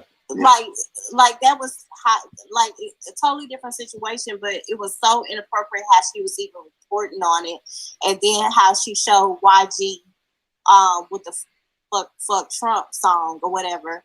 And yeah, Nipsey Hussle is featured on there, but she was showing YG in the clip. So, that's just another example of being disrespectful or inappropriate. And a lot of that has been happening a lot since the current president has been in office. A lot of them have been feeling like they can just stay and do whatever they want without any consequences. They've been doing that, though. Do you understand what's going on in the world, Star? These people are not out of line. They're in line. This is a war. You dance on your enemy grave when he dead. You make fun of him when he dead. Y'all getting offended, but y'all should understand that this is what's going on, man. No way you stand that in America. When you get a better understanding of that, you won't get so upset about it. You'll figure a way out of it. You think they're your friend. You work with them. You joke with them. These people are not your friends. These people play with your hair. These people are not your friend. Then we get all mad when they say a nigga joke at work. These people are not your friends. Right. Oh, okay. So, all right. So we had the Martin Luther King comments. we know that's crazy. What's your thoughts, Tony, on Martin Luther King anyway, bro? What's your thoughts? Was it the work? Did he do good work or what? Just talk to me. Great man, brave man. I don't favor integration, but if you're gonna tell his story, you gotta give the whole book. You gotta give the infidelity, you gotta give the plagiarism, you gotta give the bravery, you gotta give the alcoholism. Yeah, you can't just give some of the book. You What's the plagiarism? It's gonna be like about the plagiarism. It's gonna be like Jesus and the Apocryphs. His doctrine was plagiarized. The I Have a Dream speech was originally spoken by a 1950 black presidential candidate named Archibald Carey. He plagiarized. I have been to the mountaintop, countless speeches, but I'm not trying to demean his character by no means. But if you gonna tell his story, you got to tell the whole story, or not. It's gonna be like Jesus and the Apocryphas. People gonna find out later and be mad, like, man, why didn't you tell me this? So wait a minute. If he's a plagiarist, wait a minute. If he plagiarized all of that, that means he's fugazi and he really isn't Martin Luther King. I said what I said. You can look it up. You can Google it. Okay. What about the rape? What about the rape, man? What's up with that? See, the CIA got, the FBI, CIA got files and files and files that can't be released to 2027. One case is with him and some of them little parties that him and some of the other preachers had. You know how the pastor up in Mount Zion got caught up with them girls and stuff having them parties. Same thing. These are humans. We put them on pedestals, and then as soon as they do something, we try to like cover it up. These people, they people. They people. See, this the thing y'all don't understand about King. You don't understand that he didn't put himself in. Martin Luther King wasn't looking to be the leader of the civil rights movement. That's the thing that you're not understanding. Bryant Rustin was a homosexual mentor. Ran the show. If you want to go there, let's go there. That's who ran the show. He was gay, but I don't know if they had a relationship. But my whole point is, man. Who was gay? Y'all not gonna sit up there and say Martin Luther King was gay. No, if we gonna go, let's go. If we gonna go, let's go. Rustin was gay. Bryant Rustin was gay. That was the man behind the show. What I'm saying is, Martin Luther King was put into a situation. He had a lot of vices. His political views was all messed up. I wouldn't have followed him politically if I was living in them days. But you still can't take away from what he did. They put him in a situation, put him in the limelight. Most people get control with the limelight, you know what I'm saying, and then start saying what's safe for what they think that the media want them to say. You see what I'm saying? But he didn't do that. He spoke out against the war in Vietnam. What's wrong with giving the whole everybody book? knew that Martin Luther King was a freak. Everybody in his motherfucking organization knew that he went on the road and he had sex with different women. They knew this. Some people even used that to get him to go a certain political way. You got? Do you know who Kwame Ture is? Yeah. You know he marched with Martin Luther King when he was calling himself Stokely Carmichael. He got a lecture where he talks about how he got Martin Luther King to change his stance on the war in Vietnam. He talks about how he took two young girls up there to Martin Luther King hotel room at 1 o'clock in the morning. And he was like, King loved the girls. He loved them. He loved them. He said, so I go up there with two fine young sisters. And he said, what we started talking about was the war in Vietnam. He said, we bring up a dude that they had in Alabama protesting with the rest people to vote. And King was like, he said, yeah, I remember him. He said, King was like, where he at? He was like, he dead. And he was like, he dead. He was like, what happened? He said, he died in Vietnam. And then he was like, so I hit him harder. I told him, shoot, he used your nonviolence. He dropped the gun and let the Vietnamese shoot him. And then he said King told him to come to church the next day. And he came to church and he went against the war in Vietnam. And they said he went so hard that they was like, damn, he done went too far. He said that's what got him killed because he was honest. He was honest with the people, bro. And this is a man that marched with him. He's a primary source. He don't got no reason to pump up King or nothing. He the one that went on. He said he give King credit for starting the Black Panther Party and all of that because that's a branch of him that he come from up under the King camp. You don't even know what you're talking about when you talk about Martin Luther King. You take away Martin Luther King out of the equation, you take away the Black Panthers, you take away Snick, you take away a lot of movements that branch off of his movement. We're not just talking about his vices. We're talking about his virtues, man. What did he give to the people? The Black Panthers came out of the 761st Tank Battalion out of the Second World War. They were originally called the Black Panthers. The Black Panthers got that. Yes, that's where the Black Panthers came from. The Black Panther Party was formed in Lowndes County, Alabama. We're talking about the political party with the Black Panther symbol that Stokely Carmichael took to LA and get to Oakland and gave to Huey P. Newton and and Bobby Seale. We talking about that Black Panther Party.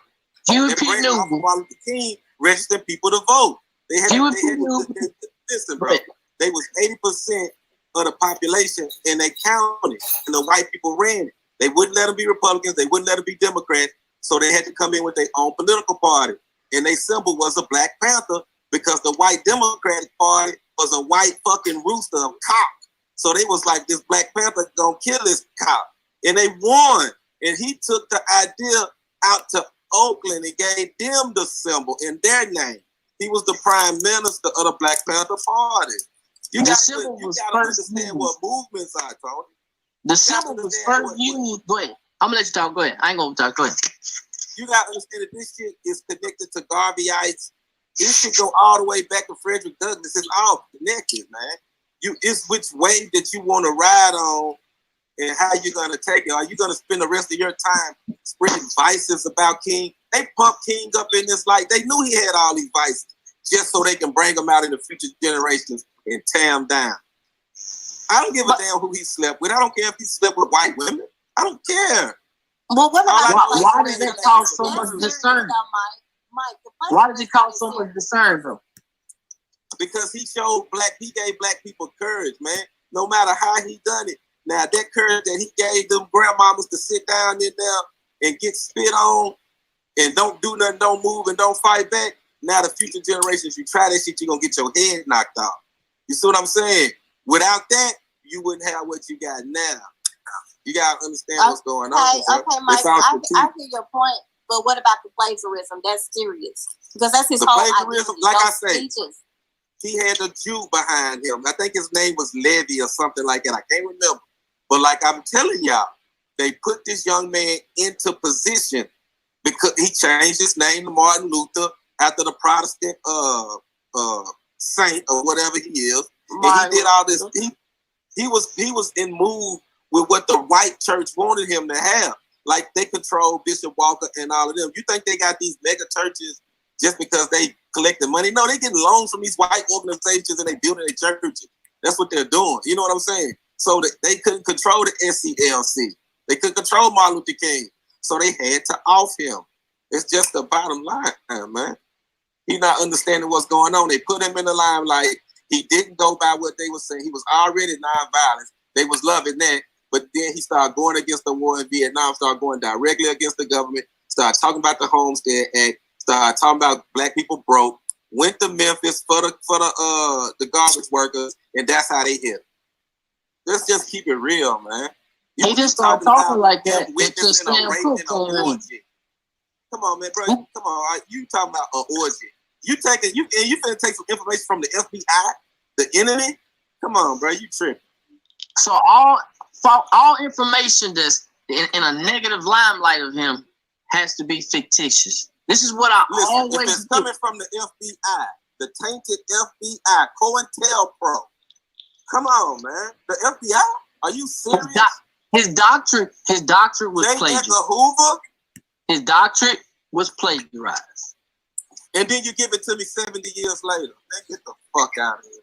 They had already been talking about it. It's like black people get so worked up when you stain any Negro leader. I don't understand it. Why you can't just accept the good? Why would you even try to stain them though? That's my point.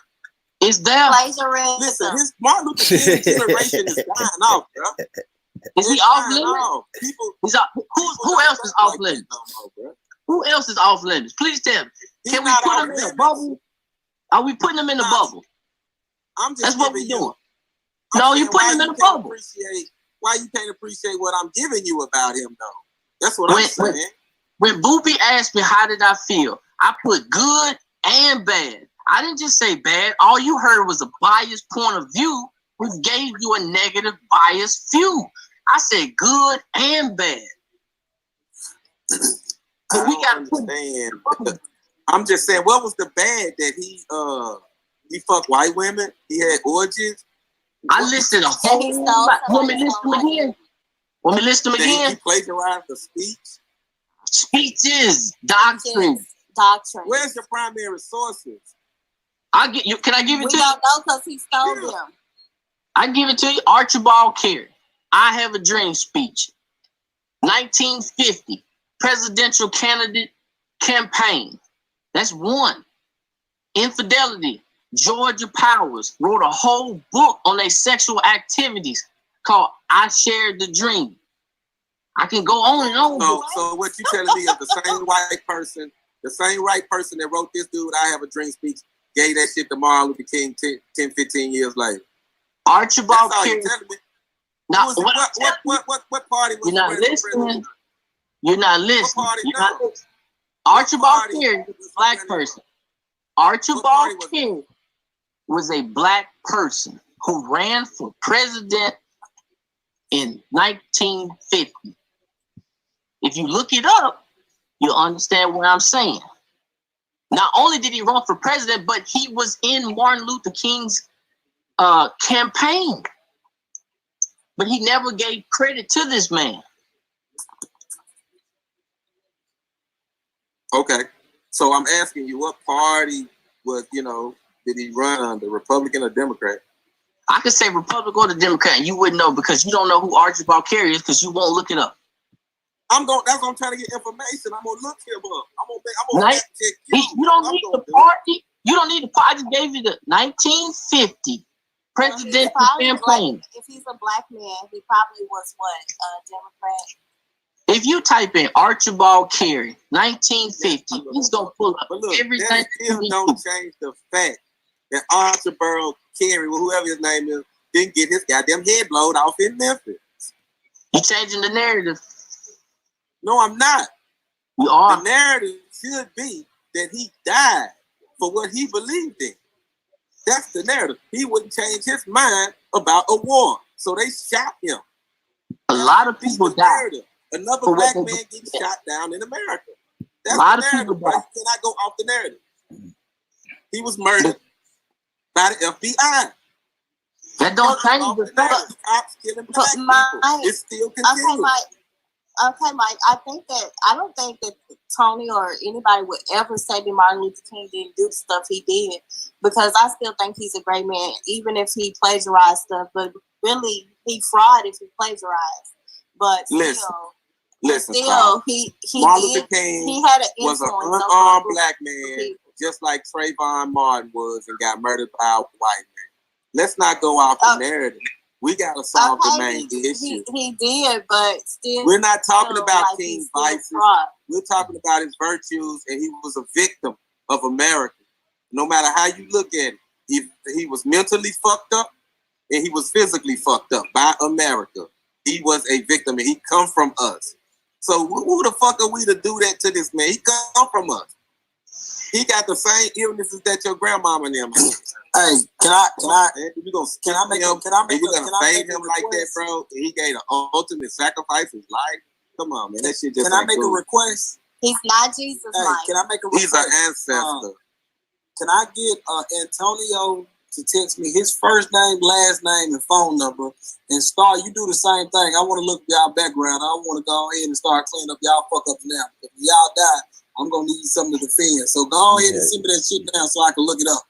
Okay, because I know Star Babe or whatever, come on, you send me the rest of your shit. Don't put my whole name on YouTube.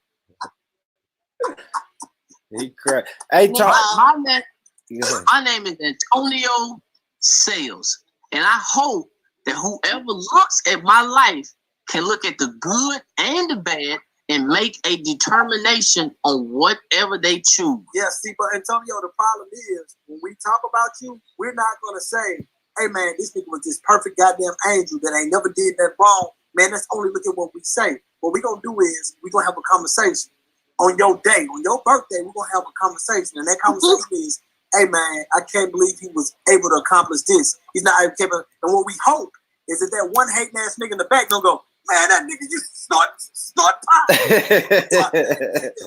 That's what we hope, bro. That's the problem. You can't please everybody. You can't please everybody, though. But listen, I'm not an influencer of a mass group of people. I'm not stepping into a political arena. I'm not giving speeches to influence a whole movement that was plagiarized. But what is the difference what is the difference between, and I'm not saying y'all, because what is the difference between the nigga saying, well, Antonio, you start pop him, and CNN, every time something go on between Black Lives Matter or black people, period, they get that one white black dude to speak and say how they're just ignorant. Those niggas don't know what they're talking about. What's the difference? There's no difference. Y'all doing the same exact goddamn thing. Y'all, what's that damn sheriff name that always get on CNN to denounce black trouble? What's his name? Sheriff Clark. Sheriff Clark. No different from him, man. Like, look, first of all, Dr. Martin Luther King, Malcolm X, Muhammad Ali, Antonio Sales, Nino Black, we all human beings, bro. We all, if you a male, you like your man, hey, it be a fat bitch, white bitch, Mexican bitch. Yes, I'm pretty sure you can go on Jesus' resume, and that man done got his man. Hey, I'm sorry. I'm gonna need you to leave Jesus out of It's this. a part of life. Why you defending him? Why? It's because he's famous. It's because he's famous. You defending him because he's famous.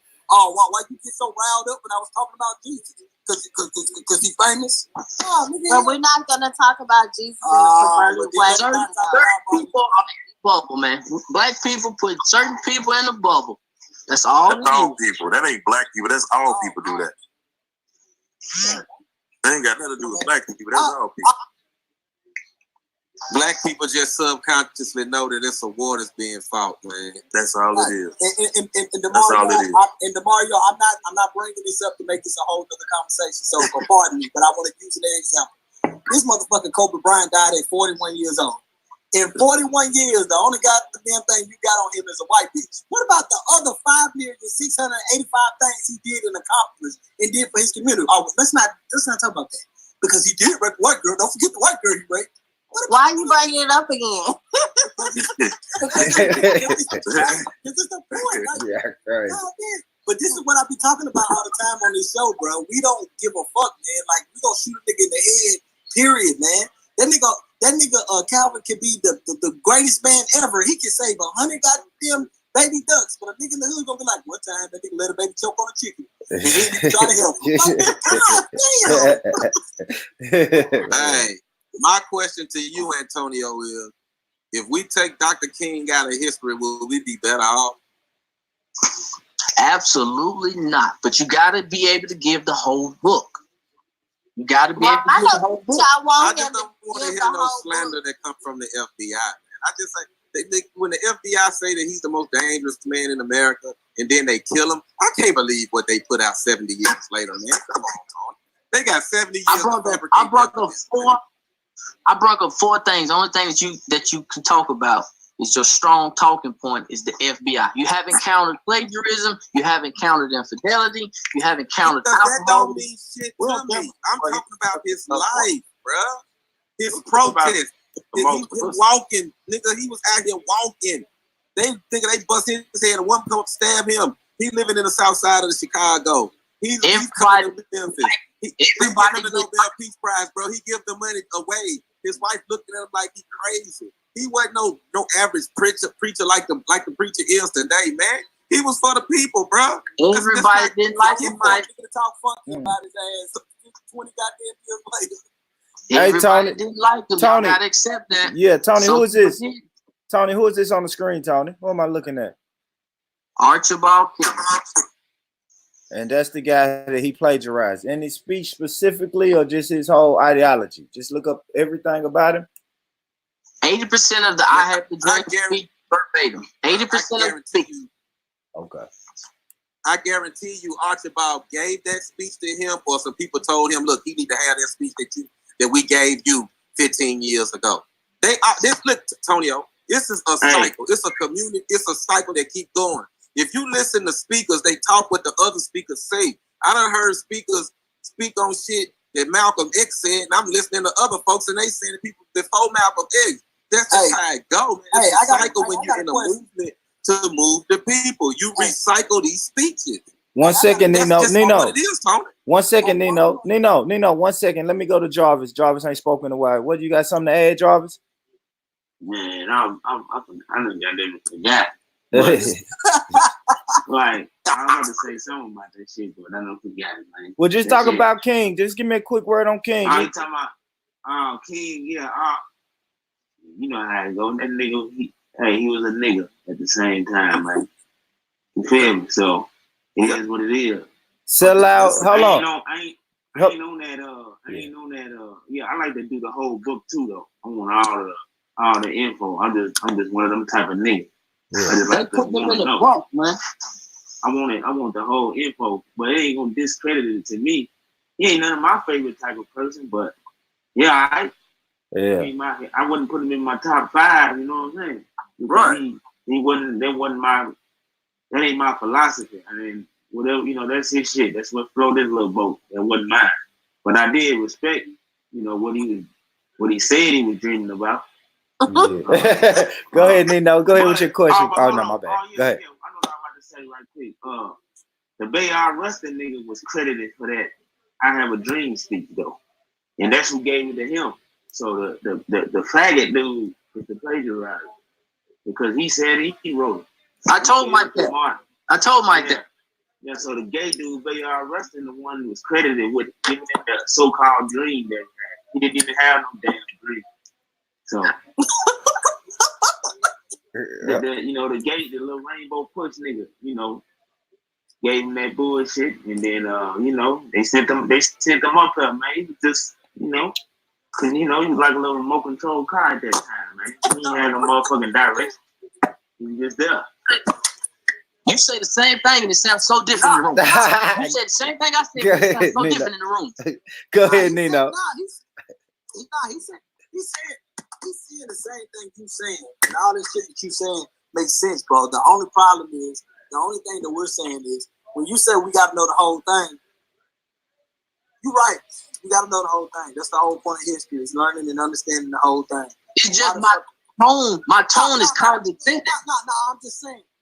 I don't give a fuck about none of them. I'm talking about me. When I die, nigga, if you find out about that nigga I pistol with 2 years ago, nigga, don't talk about it like, nigga, anything else I did don't matter, okay? Don't talk about it like, I shot at a couple of niggas, I might have hit him 1 or 2. Don't talk about it like the other shit I did don't matter. That's all I'm saying. Like, we talk about, look, I know that a nigga was writing Obama speeches. Right? He was writing Obama speeches. Obama was giving them, hey, look, say this, nigga, drop this verse. He was drinking that shit, right? So what you gonna tell me? About 20 years, my son gonna be on the phone arguing with some niggas about, nigga, a gay dude named Nick Cannon got credited for writing Obama speeches. Man, who gives a fuck about that? What about all this? What did he do?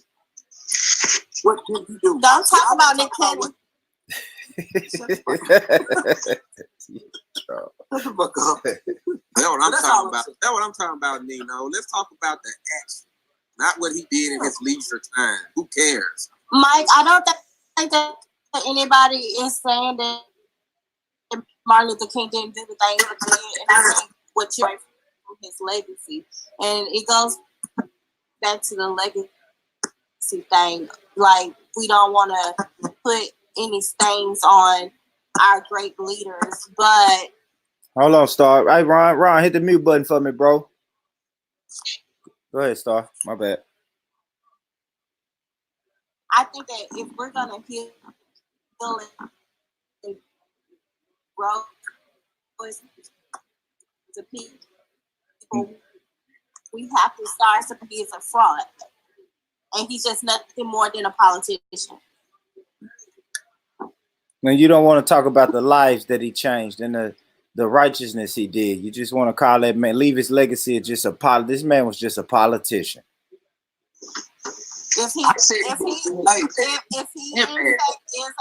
plagiarizer, I ain't talking about how many women he had sex with. I ain't talking about his career. It speaks to his legacy. Then that means he's a fraud. Okay. I just don't understand how people can take something from the people that killed him and say it's fact. I just don't understand that. That's just throwing the kitchen sink out the window like that. That don't make sense to me. That's why I be upset. What you say, Ron? Wait a minute, I think Ron's trying to talk. Yeah, go ahead, Ron. Go ahead, jump in, bro. I said I strongly disagree with you, Star. Okay. Yeah, he's strong. Yeah, cause we go ahead, Ron. Go ahead, bro. I mean, I know for a fact he was fucking other women. Cause this girl from Memphis, she thick as hell too. Mike, you know her. She was like, Martin Luther King, he's my grandmama. I'm like, what? Like, play PI. You weren't supposed to tell Ron, you weren't supposed to Yo, what you talking about, Ron? But hey, look, I can say no lie. I thought he was about to defend Martin. I'm saying, You see what I'm talking about? You see what I'm talking about? No, he is defending King. I'm let him finish his point. You know what I'm saying? I know he was fucking plenty of women. I know for a fact he fucking. But we talking about plagiarism. That's the thing. But I still respect him for all he did. But you know his side piece. So this nigga know Martin Luther King's side piece. Oh fucking shit. Man, he deserved a sign. Okay, oh my God. Black church then. Hey, but let's talk about the black church because he represents the black church, right? Huh? Man, listen, he when you run around here with your name King, you acting like one. He was a young preacher celebrity back in the 50s and the 60s. So he was getting it how he lived. There you go, celebrity. Politician. Yeah, he was. Celebrity. He was a celebrity preacher. I say father. Like all the rest of them. Yeah, he was a father, a husband. Told me that this man is a plagiarizer. Now I can't look at him the same. It's over. He wasn't no plagiarizer. If you look at every preacher and every politician, they all of them got speech writers. That's what they do. They got a team. No. They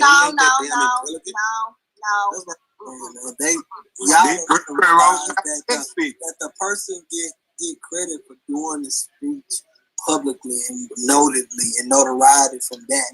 The speechwriter is a nigga in the background. Is Quentin. What is his name? Quentin, the rep for Drake. Yeah, Quentin Miller. Yeah, leave that man alone, man. Look, only thing I'm gonna say this. I'm gonna say this one time. I ain't gonna say shit no more. Listen, we all gonna fuck up. We all gonna, right now. I know it's 4 of you niggas on here right now that be hanging with some fuck ass niggas that be doing some fuck ass nigga shit.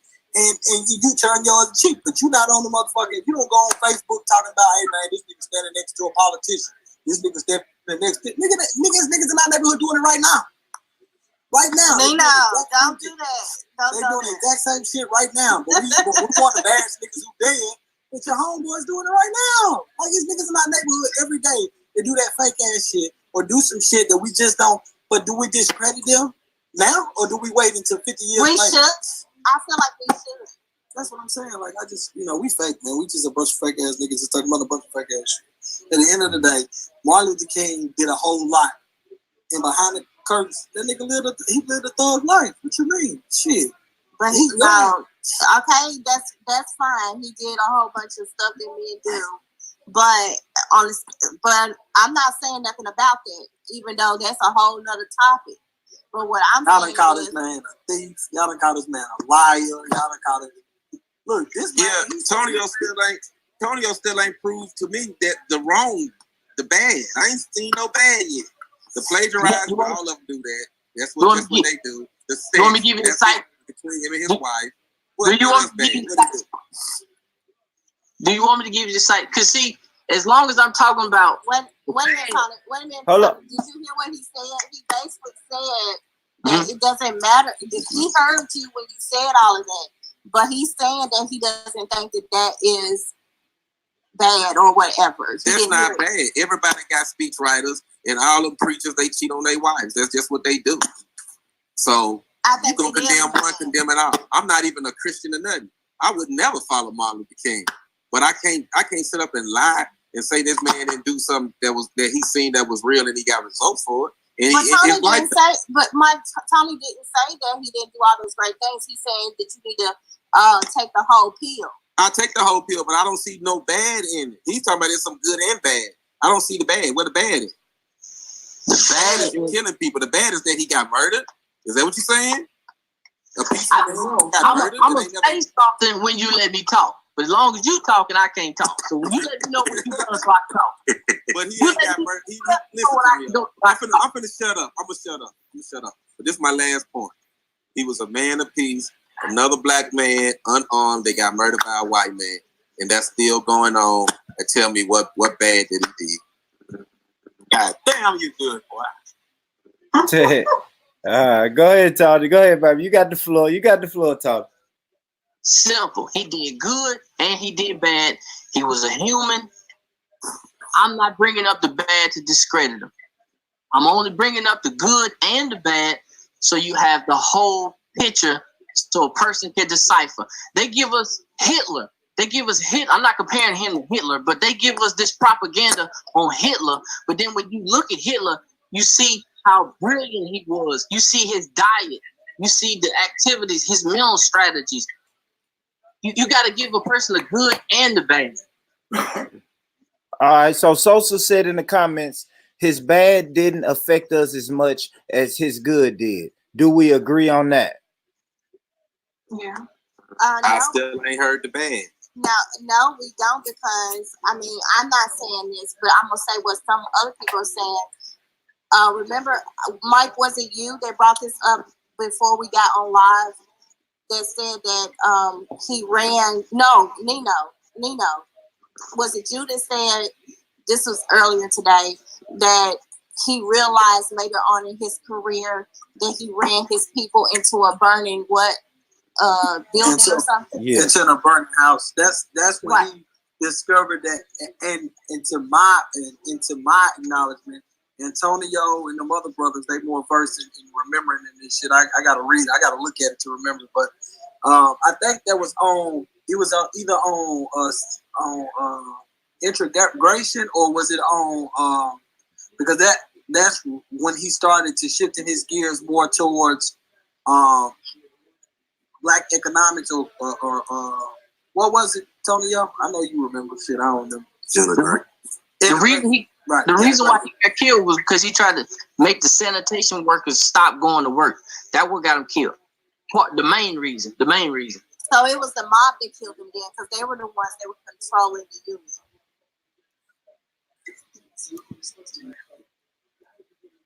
Is that what you're saying? I don't know. I don't know about that. Well, because I haven't heard that. If we're gonna talk about sanitation, if he got killed because of the sanitation workers, the mob controlled the union, which controlled the sanitation workers, and that's who he would have pissed off, is the mob.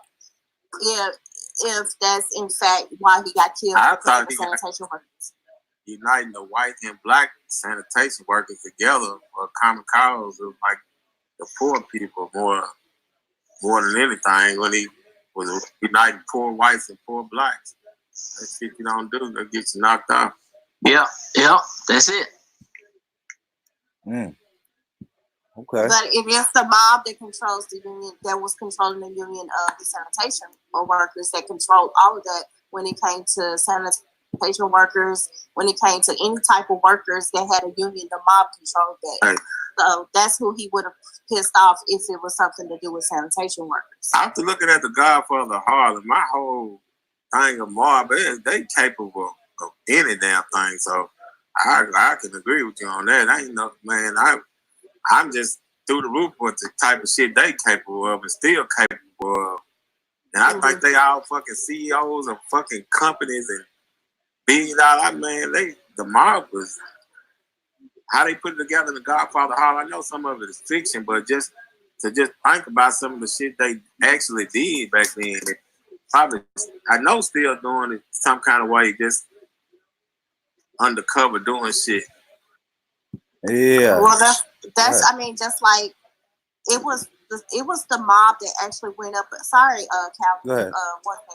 It was the mob that actually went up against the KKK, and the reason why they went up against the KKK is because of prohibition. And so, so they wasn't necessarily defending the blacks, but it was more so that the KKK was causing too much heat on them and causing them to lose business, as well as go to jail and get killed and stuff like that. So they actually went after the KKK. So the mob actually controlled just about every aspect of America during that time frame. So, Star, you saying the mob controlled the KKK? No, they actually fought. They went against the KKK. That's how the KKK ended up being disbanded because of the mob. The mob went up against them because they were causing too much heat to them during prohibition. I think they all the same group. You ask me, the mob, the CIA, and the FBI, and the KKK. They all the same group. You ask Well, me. the KKK doesn't like Italians, so at that time, I don't know what they like now, but at that time, they were against Italians. That was a cultural group that they actually were against. Well, they were against Catholics.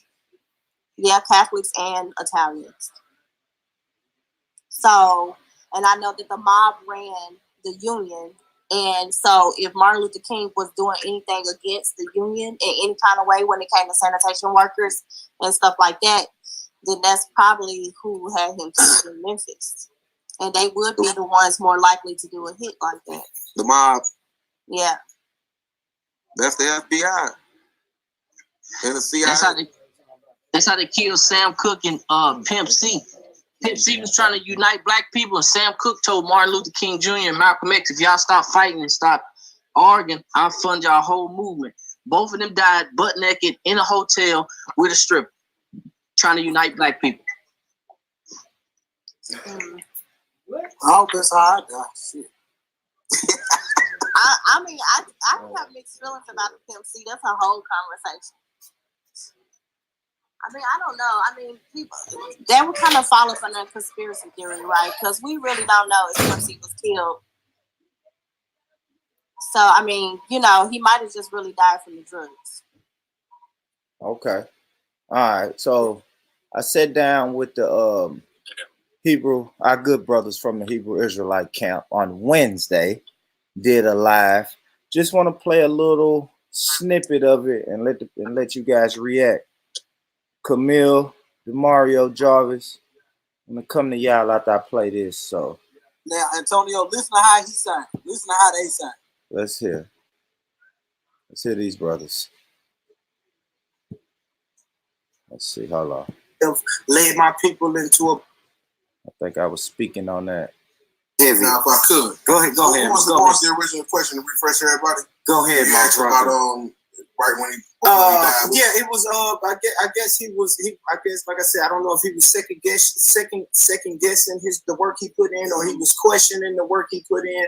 But he was saying stuff like, "I may have led my people into a burning house," and he was saying stuff like he even kind of hinted at a real resistance. He said, "I don't know how long this nonviolent protest can last if y'all keep giving us violent resistance." Okay, I'll explain. Listen, Martin Luther King got killed because he was not needed anymore by our oppressors. And let me tell you something. Him dying, the Lord sanctioned it. The Lord killed Martin Luther King. And brother, you got the scripture, brother? Deuteronomy 13:5. You want to bring it? Go ahead. Get Deuteronomy 13:5. It's like in the Okay. Read it.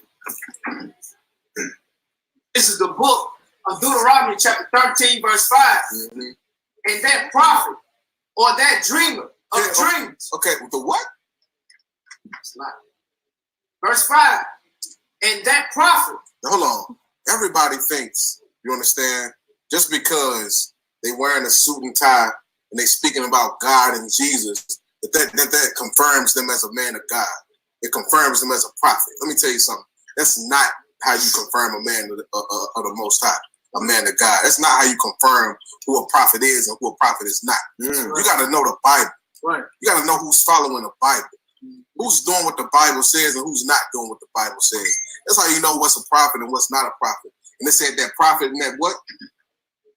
Or that dreamer of dreams. That what? Or that dreamer of dreams. I had a dream. What? Or that dreamer of dreams. The little white boys and little black girls are hold hands. What? Or that dreamer of dreams. That dreamer of dreams, like Martin Luther King. Go ahead. Shall be put to death. He said what? Shall be put to death. He put to death if you a false prophet. You understand? That's why Martin Luther King got assassinated.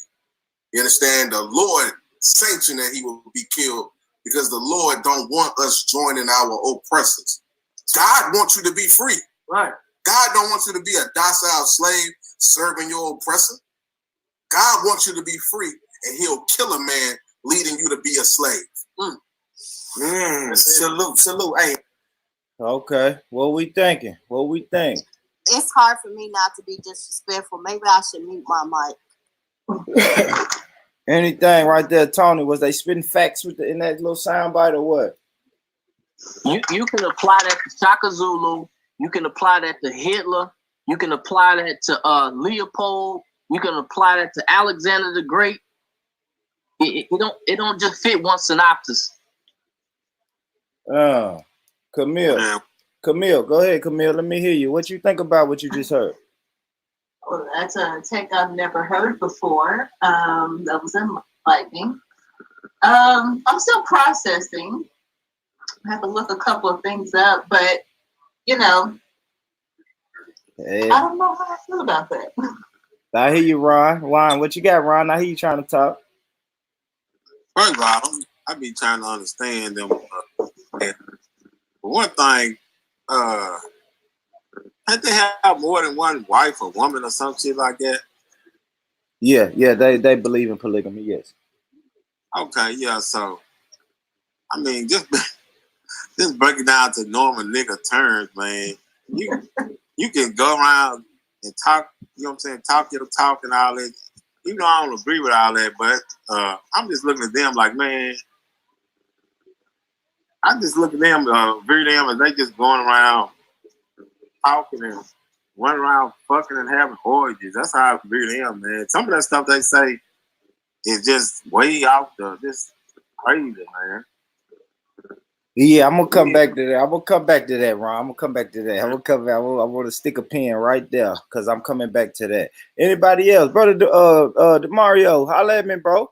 What you think about what you just heard, man? You think them brothers are spitting facts? Huh? Jarvis, what you think? Talk to me. No, you talking about? You said what I think about the Hebrew dude. Yeah, what you think about what they just said about Martin Luther King? That shit was funny.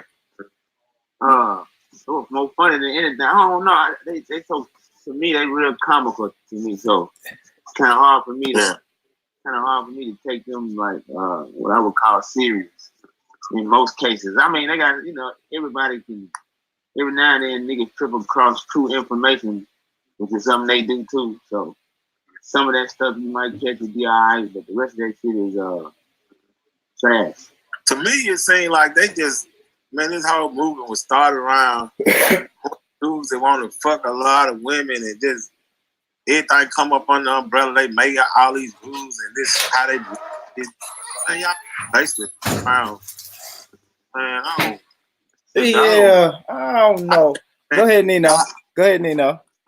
No, I was just gonna say it's kind of like I think Tonio said it a moment ago. He was like, you could put that on anybody. You could put that on Hitler. You could put this on this person. It kind of goes back to the conversation we've been having all night. People only gonna move on their perspective, and they're gonna move in the direction in which they think is right and what they think is wrong.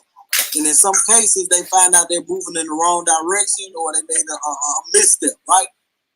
It's just the way that they talking about it. They talking about it like this nigga sat home and said, how can I mislead black people? And I just hate niggas like first of all, I'm high. Second of all, Nino. In defense, yeah, come on. In defense of my brothers, they only go by scripture. And if they only go by scripture, whatever they say, they can go pull up the scripture in the book that tells you. It don't matter, but everyone has their own version. Everyone has their own version. This is how they see it. How can you not read the book? Hold on, let me land. How can you read a book and not see yourself as the chosen people or as the superhero? How do you read a Batman book and not be Batman? Have you ever heard of what is it? Fuck, I just forgot it. You was talking, motherfucker. No, Have it's you the ever heard Lord. It's like projecting your fears or projecting your shit on somebody else. Have you ever heard of that? Yeah, I've heard I forgot of what it's called. Yeah. Okay, you could do that, right? Where is that projection? Where is the news feed or the information from that projection coming from that you're projecting on the other people? It's coming from somewhere. So if I go read a scripture and in my mind, I'm only thinking about Playboy, fucking Playboy, and fucking. If I read the Bible, I can find 50 verses in that motherfucker that sound like a threesome to me because my mind is set on that. You telling us this dude reading from the scripture, that's like a fat nigga reading the fucking Sesame Street and I think of chicken nuggets. Nigga, no, they giving you their interpretation from their mind, from their perspective. Everyone has their own interpretation. Well, you know what I was gonna say is I feel like after watching them and the whole theatrics and everything, Let's keep it respectful. I feel like they are discrediting the Hebrew Israelites who do present themselves a certain way, unlike them. So, because there are some Hebrew Israelites who practice a certain way, who do go strictly by scripture, and who do not make up conspiracy theories or make up their own ideologies just based off of what they're reading. And they don't do all the theatrics or talk like that or insult people in the comments and stuff like that, like these guys were doing. So just watching it kind of discredits the whole Hebrew Israelite thing. To me, in my opinion, if they're listening to this, oh, well, I don't care. And so it is whatever. Yeah, you can discredit all you like, but if you don't repent and come home to the Lord, you're going to hell. Point blank. Period. You know what I'm saying? So you can. And if you're from Africa, you're going to hell too. The Hamites. Yes. Hamites and Israelites are two different people. And we've addressed that. We've addressed that a lot. That's that. No, I'm not saying, and then, what if there is some hidden truth to the dreamer being assassinated, but they also basically spoke like they knew what God was thinking. Like, you can't speak for God, brother. I'm sorry. You don't know if that's why he assassinated him, if that is true, if that's the scripture. It could have just been he needed to be made a martyr so that they can make room for the next martyr. Who knows? So, the thing about it is, I think it goes back to basic logic. It goes back to what was happening at the time, like what Mike was saying, what Antonio was saying, like what Nino was saying. The sanitation workers, bringing blacks and whites together, all that stuff. He spoke specifically about bringing blacks and whites together and coming together with the oppressors. That is an opinion. That is not facts based off of the Bible. So that's what I'm saying. It's comical. Hey, Nino, read me scripture 5561. 5561 says, I will not. Why are you doing it? That ain't funny, Nino. That ain't funny. Read the next scripture. Yeah, and that's the problem. And that's the problem. My legacy. Yeah. I will not fuck a white girl in the butt for my legacy. And I'm gonna tell you why that's not funny, because us as black men, now listen, us as black men, we've been trained to be docile and walk with our head down and speak low. So when we see brothers speaking with their chest pumped out and speaking loudly and clearly, we want to mock that. And I don't know. I just think that's putting us in a dangerous space. That's putting us in a dangerous space. I'm not mocking that. And then you was just trying to do a daddy moment. That shit didn't work. We ain't mocking that. What we mocking is that's his interpretation, his opinion. If I make up something and start yell out something, I make it up. That's our interpretation. How the fuck you gonna disrespect us and tell us our interpretation ain't right? What was he telling them in the comments? Go suck a baby dick. What was he saying? Yeah, he snapped on dude, but we ain't talking about that. Hey, they don't believe in science or nothing, do they? Like DNA and stuff like that. No, they think your blood, it's a lineage thing, a bloodline. You come from a certain bloodline. The DNA would eradicate most of the Hebrew Israelites, because it would prove that a lot of them have African lineage. So that's why they don't believe in DNA. Right. Yeah, I mean, you when should you have one on the show, man. Now I'm not trying to bash nobody's belief system, way of thinking, none of that. I'm just saying we got to understand that everybody's entitled to opinion. Everybody is entitled to a false start and a sin or a default. We just got to let people fuck up, man, and we forgive them and move on. Whether it's fucking white girls in the ass or picking with two bitches and giving lectures the next day that we stole. Goddamn, let us be.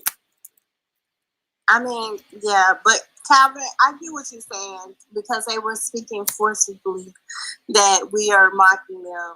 But I think it was really, like I said, when you present yourself in such a way, you're doing so in a way not to influence but to intimidate or to be the loudest or the most boisterous. And so we should believe you because you're loud and boisterous. But what you really did was you took a Bible scripture and tried to put your opinion in there to influence a group of people. You cutting out, Star. Cutting out. To believe that he was assassinated because he was trying to join the black people with white people. Oh, okay, I don't know. Okay, I'm done then. Huh? Yeah, I said you was cutting out. Go to Mike. You was cutting out. Go to somebody else. Okay, Mike.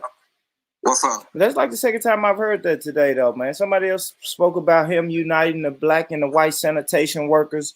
You think that's why he was killed? Because he was trying to unite the black with the white people? Man, he had a poor people's campaign that they was going to sleep on the lawn of the White House, man.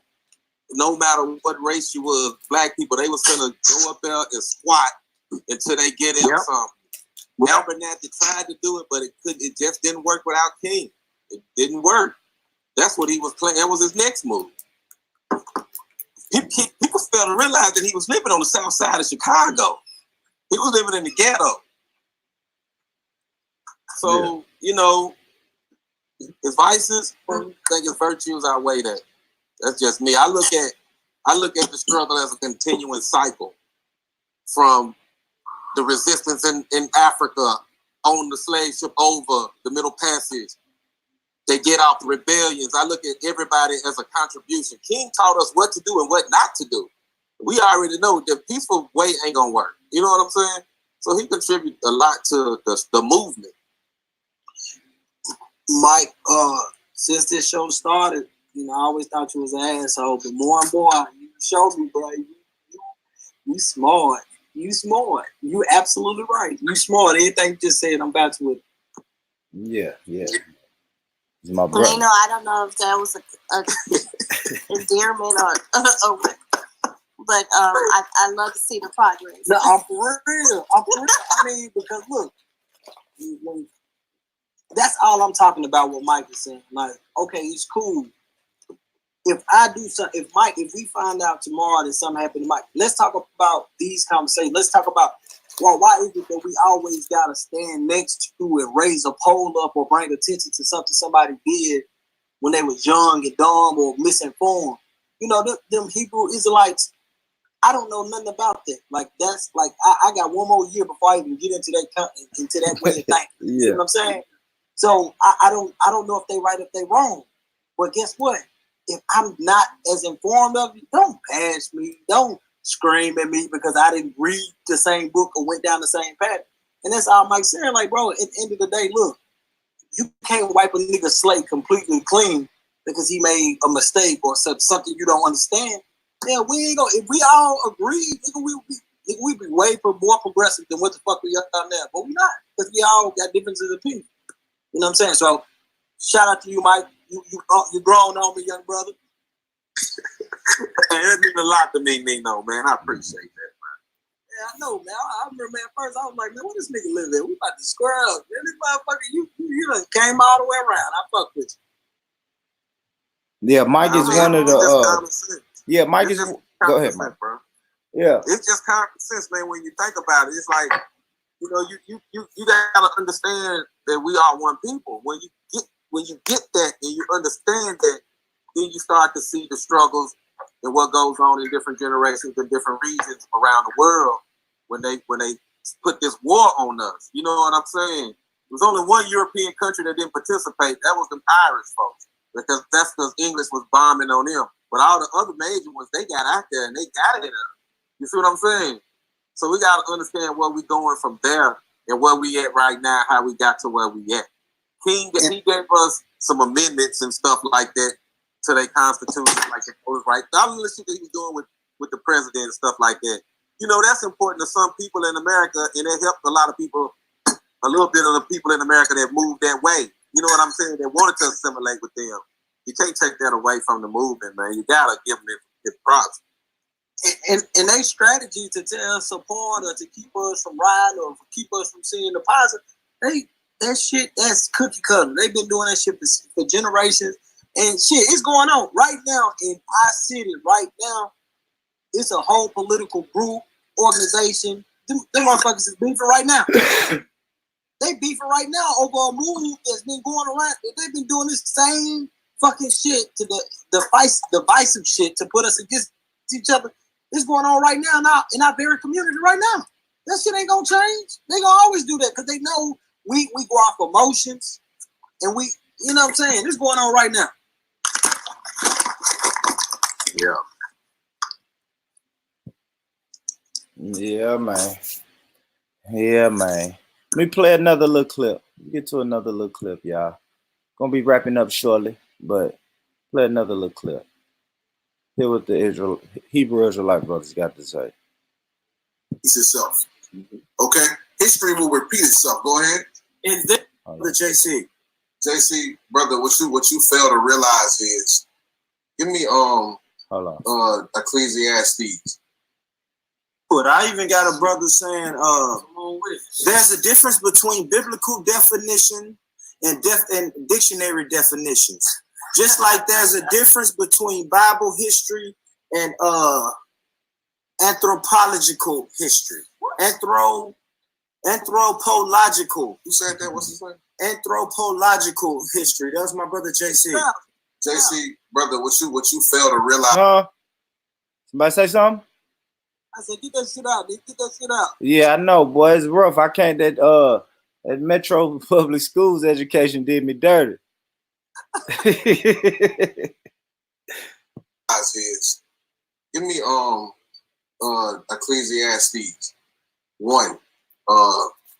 No new thing under the sun. I'll just quote it. Listen, the Bible says this. There is no new thing under the sun. JC, you understand? What happened back then in so-called biblical times is happening right now. Right. The Bible says there's no new thing under the sun. You understand? Quit fighting what he giving you the blueprint on how to be free. You sitting up here talking about anthropology. Anthropology and history. You fighting your freedom, black man. What the hell is wrong with you? Okay? Go ahead. Go ahead, bro. Ecclesiastes 1, verse 9. Go ahead. The thing that have been, it is that which shall be. And that which is done is that which shall be done. Right. What's done in the past is going to happen again in the future. Yeah, the Bible got a historical context of what happened back then. But what's the so-called saying? History repeats itself. Okay? History will repeat itself. Go ahead. And there shall be no new thing under the sun. There ain't nothing new under the sun. What's going on right now? What's going on in biblical times, so-called biblical times. What's going on in biblical times is going on again right now. Okay? And you can apply these scriptures to what's going on today. The problem is you got Negroes like JC who think they so goddamn educated. Right. If I ask this Negro what his nationality is, he won't even be able to tell me. But you're so goddamn educated. Come on with it. You understand? You're so educated, but you sitting up here fighting the plan that's going to get you free. That's the right. Bible. Right. Okay? Everything we reading is straight facts out of the Bible. Okay? All right, let me get to another one. Man. Hey, y'all know it's heavy. Leave them comments. Break out the comments, man. If anybody want to ask the brothers some questions, challenge the brothers, whatever. Nino said, why are we bashing someone for doing what they thought was right? Because it was wrong. Right. That's why. Because Martin Luther King Because Martin Luther King was presumed and he's still worshipped today. The Negro got a statue in, where is it, DC? Yeah. In Washington? In Atlanta? Don't even look like him. It look like the nigga that built the statue, that designed it. It look like the Asian that designed the statue. Okay? They got a statue in where? Atlanta? Nigga got a statue in Atlanta. Got a whole national holiday that nobody gives a damn about. You understand? Nobody cares about Martin Luther King. You gotta. I ain't gonna get into that. Nobody cares about Martin Luther King Day. Right. Nobody cares about that holiday. You get off work though. Barely. Yeah. Barely. You understand? Yeah. Nobody cares about that day. Martin Luther King is worshipped. And what we doing, we're not just bashing him because, like Officer in the Shock said earlier, Martin Luther King probably had good intentions, but they were wrong. We got to educate our people not to follow those wrong intentions. Free yourself by saying, damn, what Martin Luther King had to offer. The brother asked earlier, how long we going to be oppressed? How long we going to be cursed? Until we stop giving a damn about Martin Luther King. F Martin Luther King, okay? The man probably meant good and all of that.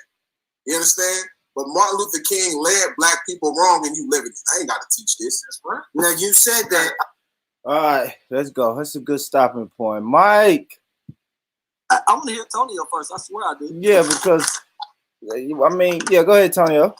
What do you think about what they just said, bro? You got good points and bad points out of it. Some of it you can agree with about he led black people into integration. But how do they sound? Do he sound like he's saying that Martin Luther King did some good shit, or do he sound like a hater?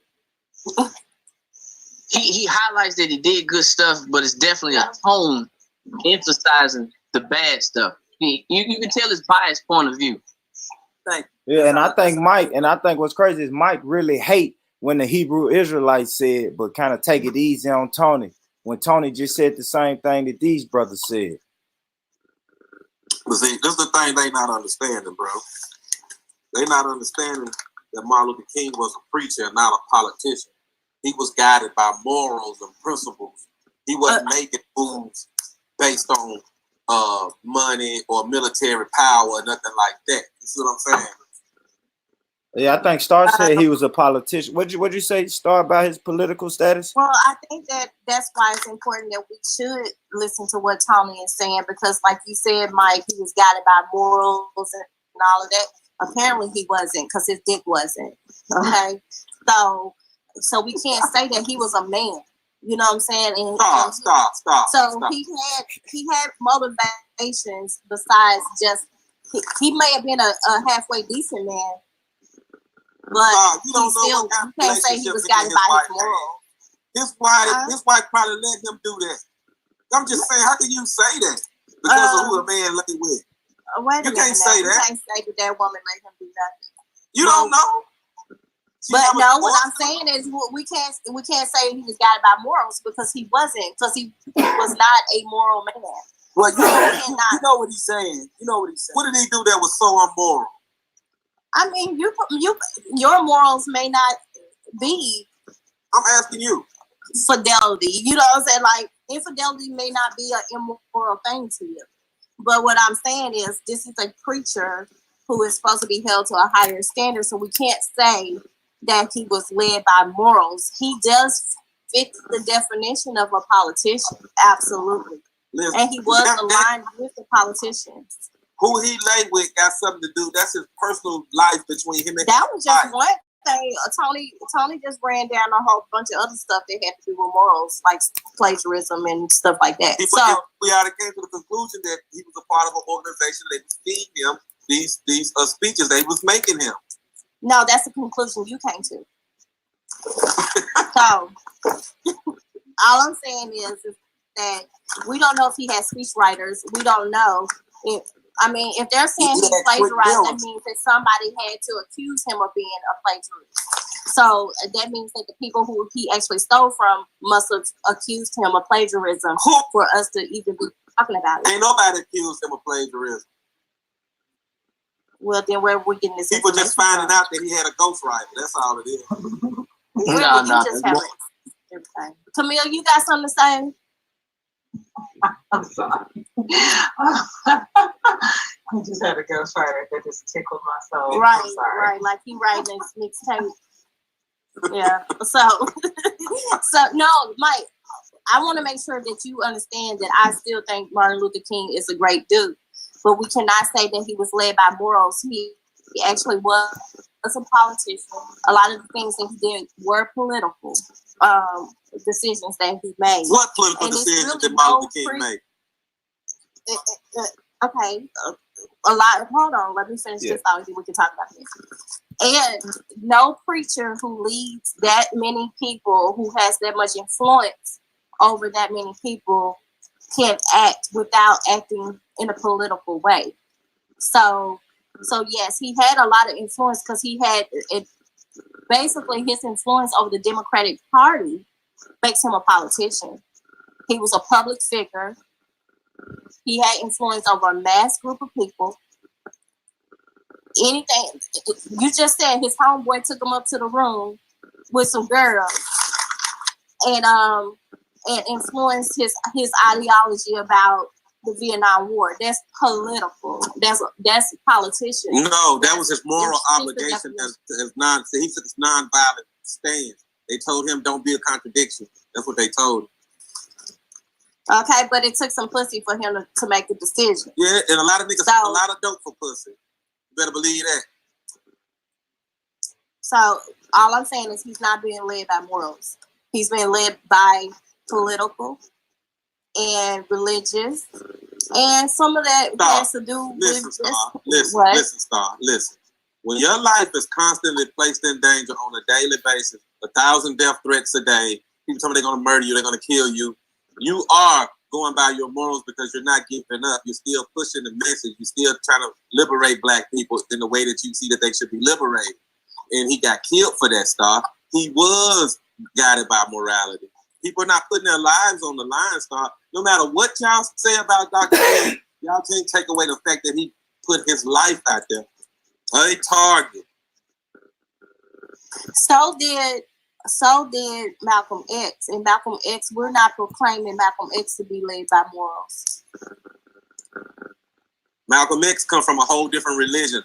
Martin Luther King come from the white European version of Christianity. Okay, but what I'm saying, they don't have. Listen, if Martin Luther King was a whoremonger just like Malcolm X, then how can we say it's two different things? Listen, Malcolm X, it wasn't led by morals, so he was too. Yes, he was. Malcolm X was led by morals as well, but his religion didn't teach him. That Malcolm X was more real than Martin Luther King. He was, and I still. Because his religion did not teach him if you commit a sin, all you got to do is confess it to Jesus Christ and you'll be forgiven. His religion did not teach that. Martin Luther King's did. So you got two different ideologies and two different ways that they acted in the world. You got to understand it. You got to understand what Malcolm X went through. He come from the streets for real. Martin Luther King did not come from the streets. He been pampered his whole life. But that's what I'm saying. Malcolm X kept 100, and Martin Luther King was hiding what he was doing. So the Christian morality was lower and a lower rate than the Muslim at that time. So, like I said, he was guided by his morals at that time. You gotta separate it in these different eras. They're not living in the same era that we live in. You can't judge them by the same standards. Black people it was a community then. He could go to anybody's house. That's what they do. The preacher today, I know a preacher still messing around. I know a few of them. That's what they do, and they accept that, man. That's what y'all got on him. Is him having sex with women that ain't his wife. That's it. And that ain't nothing. That's like some perverted type of shit. He plagiarized his thesis. Alcoholism, infidelity, but he was a good dude though. I don't want to keep highlighting the bad stuff though. Alcoholism. Yeah, he did say that initially, Mike, but you wasn't trying to hear it. I'm just saying this is legal. He could drink. It's not against the law to drink. But it's against the body. Give me something real on Dr. King. Come on. No, I'm just saying, like, it's so disheartening that you won't just admit, okay, yeah, he had those things going on. Okay. I'm saying that everybody got that. That ain't nothing to point out. But those type of things influence a person's. It influences a person's movements. It influences what goes on in their lives. And then, Tony, did you say something about a rape too? Like, come on, man. He wasn't led by morality. He was a politician. Ain't none of this been That's proven. all I'm saying. A rape. Yeah, the rape is the only thing that's sealed under the tapes, but everything else has been proven and disputed. Listen, Tony, I'm not saying that he wasn't a good man. I'm just saying that he wasn't led by morality, and he was, in fact, a politician, which is why he made the mistakes that he made. I believe that Martin Luther King loved black people, and I think he got caught up in that whirlwind too quick. When Rosa Parks sat down and they did that, he was like 26 years old, and he grew up in it. You know what I'm saying? And they made him the image, and they would feed him these speeches. And he was reading them just like every other politician. Trump got a speechwriter. Everybody knows Trump got a speechwriter, but nobody said about that. Obama had one. Bush, all of them have them. So my thing is, and he was at the SCLC, so their organization, their Christian organization, they serious. You know what I'm saying? But Mike, you just said it. You said just like any other politician. You just said it. So now we have made progress. No, I said organization. No, just like any other politician. That's what you said. He was more like a lobbyist. He read those speeches. Dr. King was more like a lobbyist. That's what he was more like. Okay. You can't call him a politician.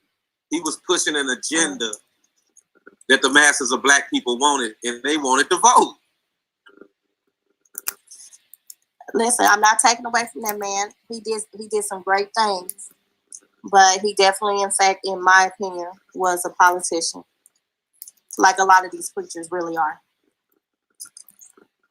Well, you know, he didn't ask for the Nobel Peace Prize. They gave it to him. He didn't ask for all the publicity. But then, you know, when he died, see, that's the thing that people don't look at. The last year of his life, all the negative publicity, no media like him. They weren't giving him no coverage at all. You know what I'm saying? Don't nobody talk about that. Set him up to get killed. It was in the movie. The little movie showed how towards the end, how he basically lost all of his support and all of that. And his wife was very unhappy in the movie, by the way. See, what y'all missing out on is the part of the game as well. We got to go and search and find out what George Washington crazy shit that he was doing, Ben Franklin. You know what I'm saying? The white folks don't tell us that, but y'all find out the shit about our people from the white folks and be the first to report it. Okay.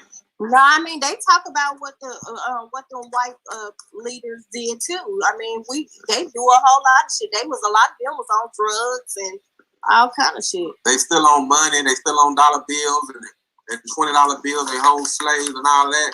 Come on, man. Let's talk about some real shit. Some real detriment. Well, I mean, we not doing nothing to try to get Andrew Jackson off of that damn. What's he on the $20 bill?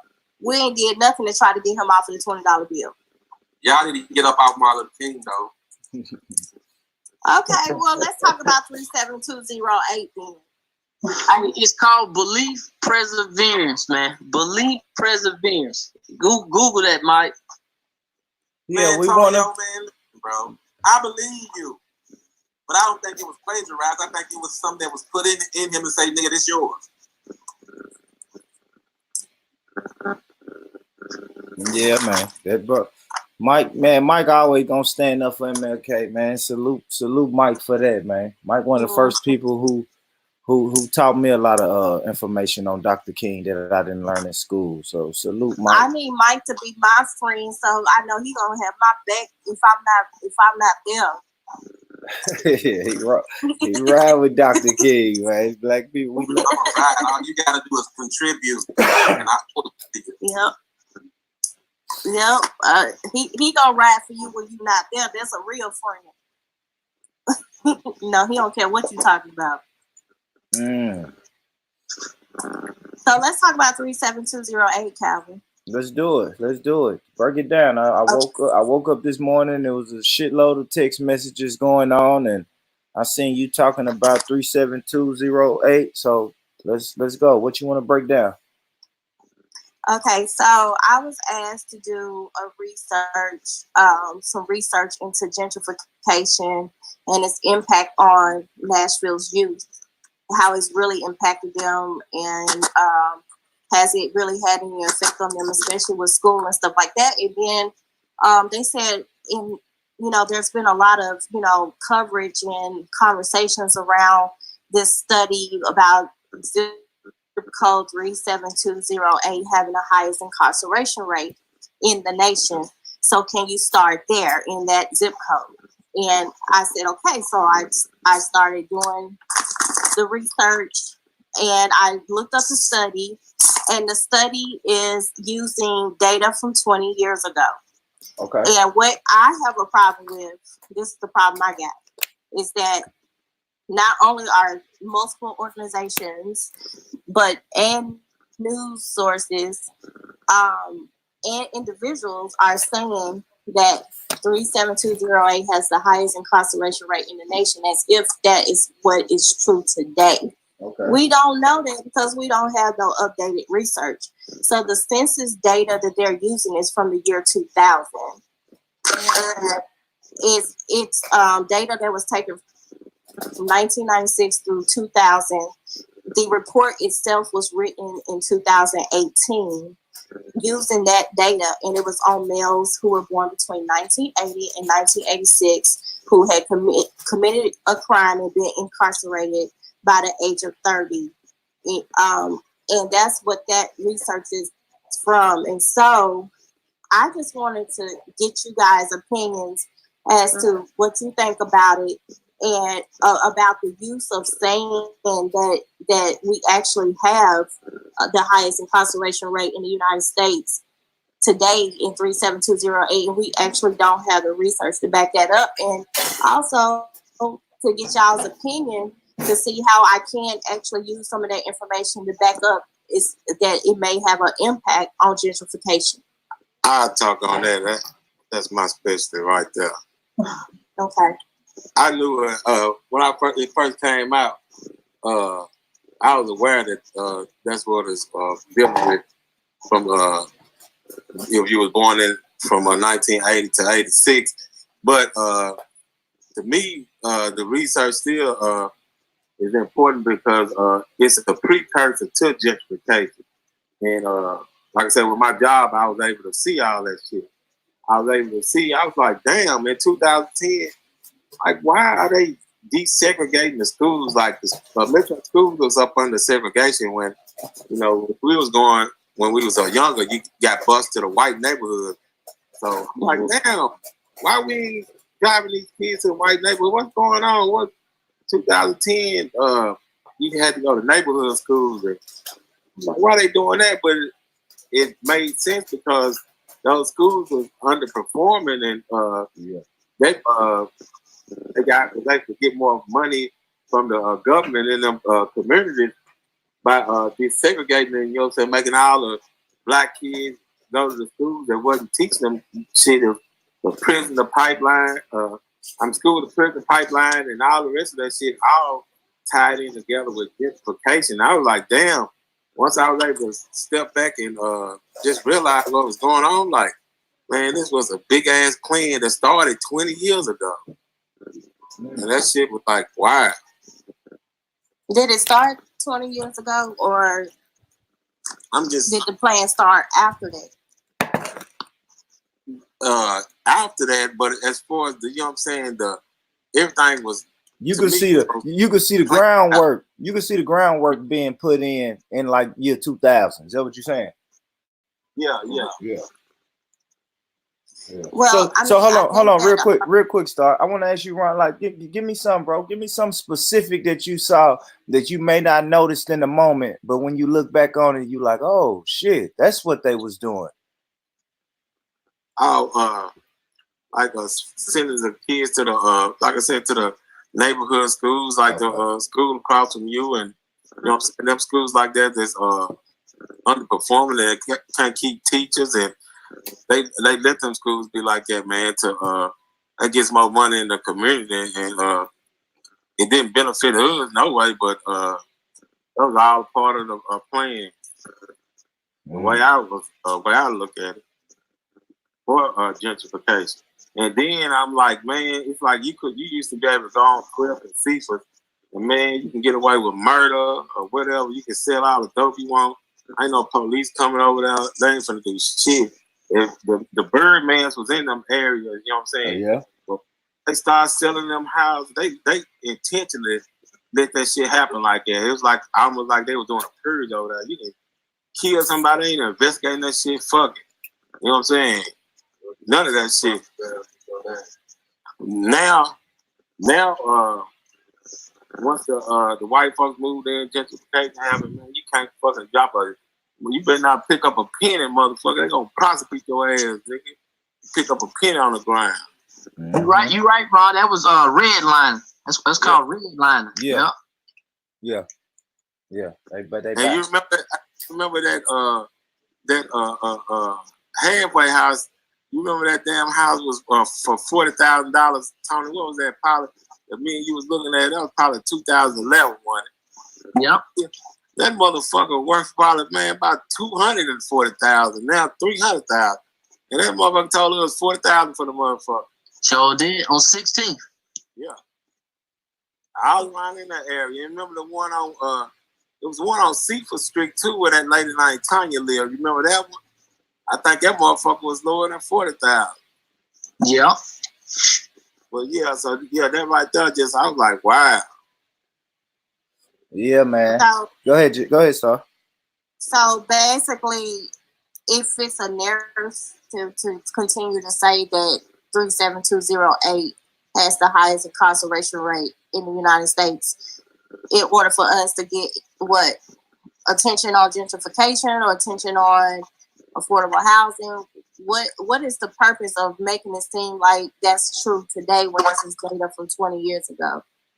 Yeah, that's to demonize the area and to say we're finna go in there and clean it up, get the criminals out of here, right? That's gonna go all the way back to the super predator. It's not the white people who started saying that. It's our people who are running with that right now. Even though the data was 20 years ago. Yeah, because we don't know. We don't look stuff up, but we just give what they say. It's articles. I've seen that article countless times on social media. That I think I even did a show on it without even knowing that data was 20 years ago. But that's propaganda being put out. It's put out for us to repeat it. And then when they come in and say, okay, now we're coming to clean up the community and get the criminals out.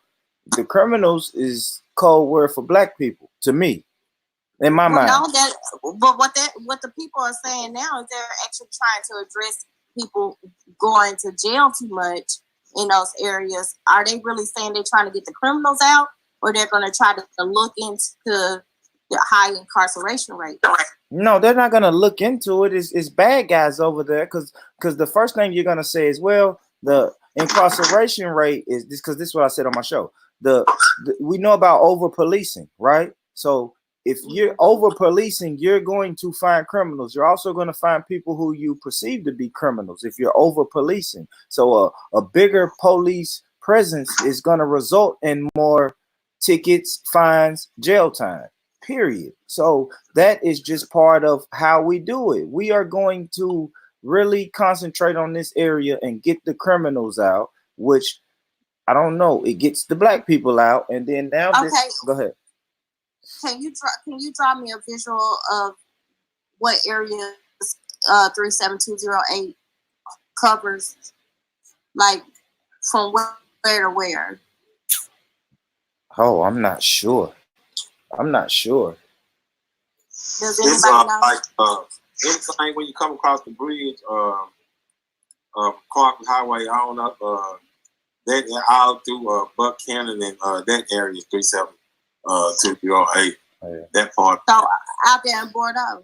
No, not Bordeaux. No, it's not Bordeaux. It's over the bridge from Bordeaux. I'm in Bordeaux over the bridge. I'm by Sonic. I'm 37218. Yeah. So like Ron said, once you go over the bridge, yeah. all the way up to like Charlotte. Really? Almost Charlotte. Because is it what? It's North Nashville, right? Yeah.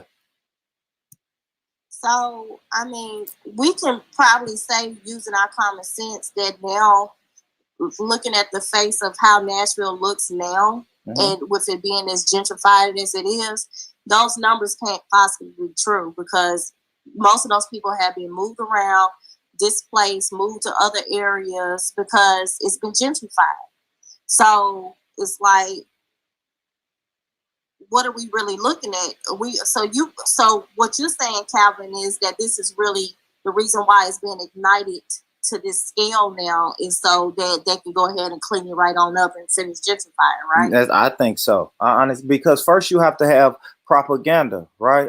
Tony been mentioning him all day, but Hitler did not get the Jewish people to just walk into their demise like that. That was years and years of propaganda of telling you they're not equal to us. If I spend 5 years telling the country that you are not equal to us, when I start rounding you up, no one cares, right? Like, you hear about the... Go ahead, Nino. No, so I was going to say, I think what it's saying is over 500 niggas a day go to jail in Dar City. Is Dar City still a project? Yeah, I think so. This is over police. You see, they put a police precinct right beside it. If that ain't over policing, I don't know what that is. Dar City? Is Dar City still Dar City? I don't know. I haven't been over there like that, but I don't know. Probably not. It's a police precinct in the neighborhood, so probably not like it was. But yeah, it's still there. It's still there. If that's what you're asking, yeah, it's still there. Okay, because now what I'm seeing is I'm seeing our people running around here talking about, because 37208 has the highest incarceration rate. Yep. And so I'm trying to do everything I can to help my people, and blah, blah, blah, blah, blah. So now we got all these news outlets picking up the story. We got all of this attention. Great. This is a long overdue conversation that should have happened 20 years ago. And I'm glad it's happening now. But I think it's starting to distract away from the fact that really our city has been gentrified, and a lot of those people have been moved out to Antioch and a whole bunch of other different places. Crime has increased in certain other areas where, and so we need to be looking at the entire city and not just this one zip code. And people want to jump on this bandwagon and use it to push their cause, but I'm like, how are you using this to push your cause? Because we don't even know if this is true now. And it's not just Nashville that's been gentrified, because the entire nation is being gentrified right now. The entire nation. So we don't know what numbers are true. We don't know nothing. So it's like, but we do have a census this year. We have the 2020 census, and just like those numbers were pulled from the 2000 census, I'm quite sure they're going to do another study from this census as well, and maybe we'll have more of an accurate number about who's really been getting, incarcerated in what zip codes and what areas. But I believe that we need to focus on the entire city, because our entire city needs help. And what I'll say about the 2020 census is, I think they'll probably meet people like you halfway, right? So if they're going to say, I think they said we were, is it 17th or 7th in the nation? Or is it 1? Was it 1? What was it? What did they say the zip code was? 37208. Yeah, what is the number 1? Number 1. So now for people like you, they'll probably drop it down to 8 or 9. Just to say, well, those numbers were old, but these are the new numbers. And look, it's still bad. It was a drop, but it's still bad. You know what I mean? And it's still bad, and we still need these conversations. But I just wanted to know why we wasn't telling people, because we're not telling people when we're having these conversations that this data is 20 years old, and we really need to do some new research. We really need to look at gentrification very closely. We need to look at the entire city, and we don't need everybody just trying to get clout and attention off of this 37208 situation. We need everybody to band together and come together for every zip code in Nashville and surrounding areas, and really look at affordable housing, really look at what is needed in every demographic. And apparently, which I never even really realized that it was a problem, but apparently gentrification is impacting the youth in a negative way, which I didn't really know that until I was asked to do the research. Okay, speak on that. So you threw that out there. How is it impacting the youth in a negative way? Because even though these neighborhoods may not have been the best neighborhoods, they were their neighborhoods. That's where they were going to school. That's where they were being raised. That's where some of their other family members and friends and whatever community that they have learned to live in or have they are living in, that was their neighborhoods. And not every single neighborhood that's been gentrified was a housing project. It might have just been, houses that were lower income. It might have just been regular houses. But all of these kids that are growing up in these neighborhoods who have to move now because of the gentrification, they're being displaced, they're being bussed out, they're having to go somewhere. And I'm referring mainly to the people who can't afford to live in Nashville anymore.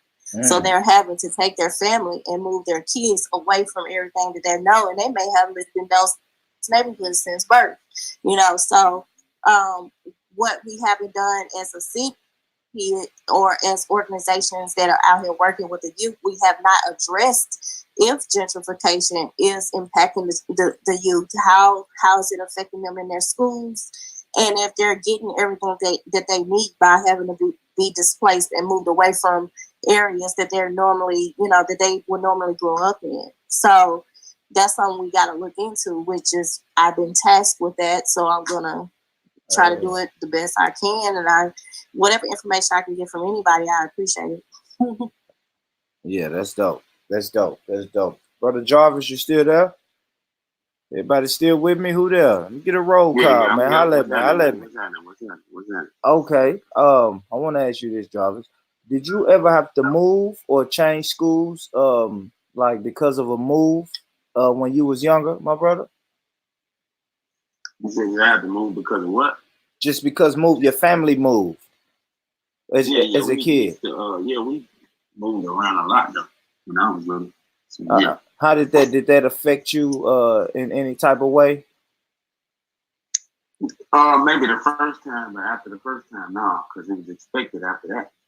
Yeah. Okay. Yeah, maybe the first time because you might have made a friend or two. The first time at that school or whatever, you might be just getting acquainted and you find your partner you can roll with or whatever.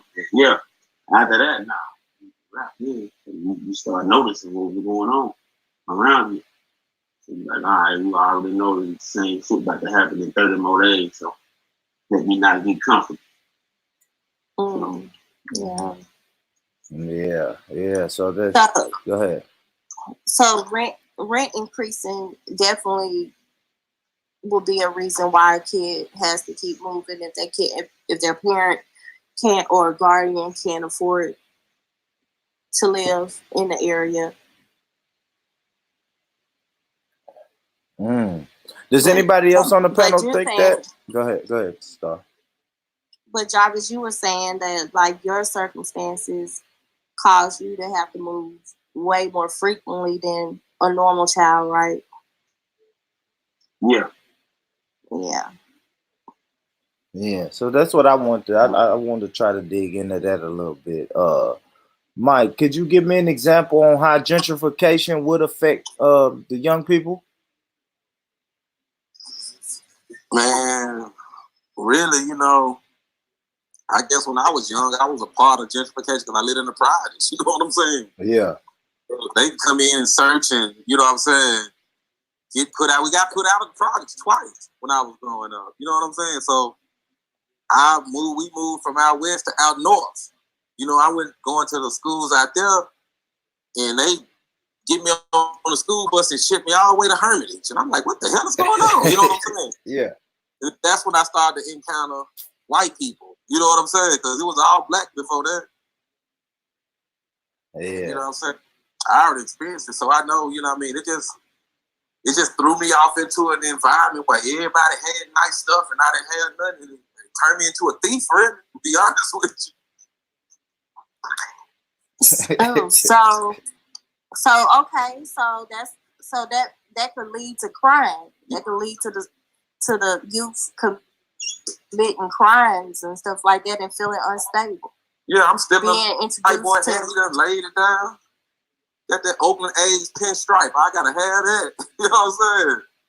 Snatch it from him. Well, doing my research, I met this lady who's the communications manager at the Civic Design Center. Did y'all know that the Civic Design Center, what the Civic Design Center does or whatever? Nope, I don't. So apparently there's this whole organization that is here to address issues like gentrification. Like, I didn't even know that there's a whole organization that the city works with. And apparently it's a national organization that goes into different cities and is nationally recognized. And the cities work with them to help plan out these gentrified neighborhoods and redesign the neighborhoods, and also to work with the community leaders and people who are in the community. So I met with her. She wants me to, set up some time with her. And apparently she has some disenfranchised kids making podcasts and videos about how they feel about gentrification, how it makes them feel. And so I'm gonna get into that and see what she's talking about. I haven't really set up no meeting with her yet, but they're also they have some program where they teach the kids how to design their own community, how they would like to see it. And so they're going to schools like Pearl, like those type of schools. Jesus, man. And they're also, it's called Design Your Neighborhood is the name of the program. But they're going into like schools like Pearl and other schools that are in the inner city and in those communities. And then they're also they're meeting with people in different communities to try to give them a voice on how to do, instead of the city taking over like parking lots and other places and taking it for what they want the people in the communities to start having a voice over how they want those properties and parking lots and stuff like that to be used for their purpose instead of the city taking it and using it for their purpose. So I didn't even know that this organization existed until I started working on this research. And apparently a lot of our people don't even know that this organization exists, but if they go and work with this organization, they'll actually have a voice in how they want their community to be designed or how the properties and stuff are used and blah, blah, blah, blah, blah, blah. But if we don't get this information out there, then, how are we supposed to know about it? Sorry, is this organization like a nonprofit? Yeah, it's a nonprofit, but they work with the city.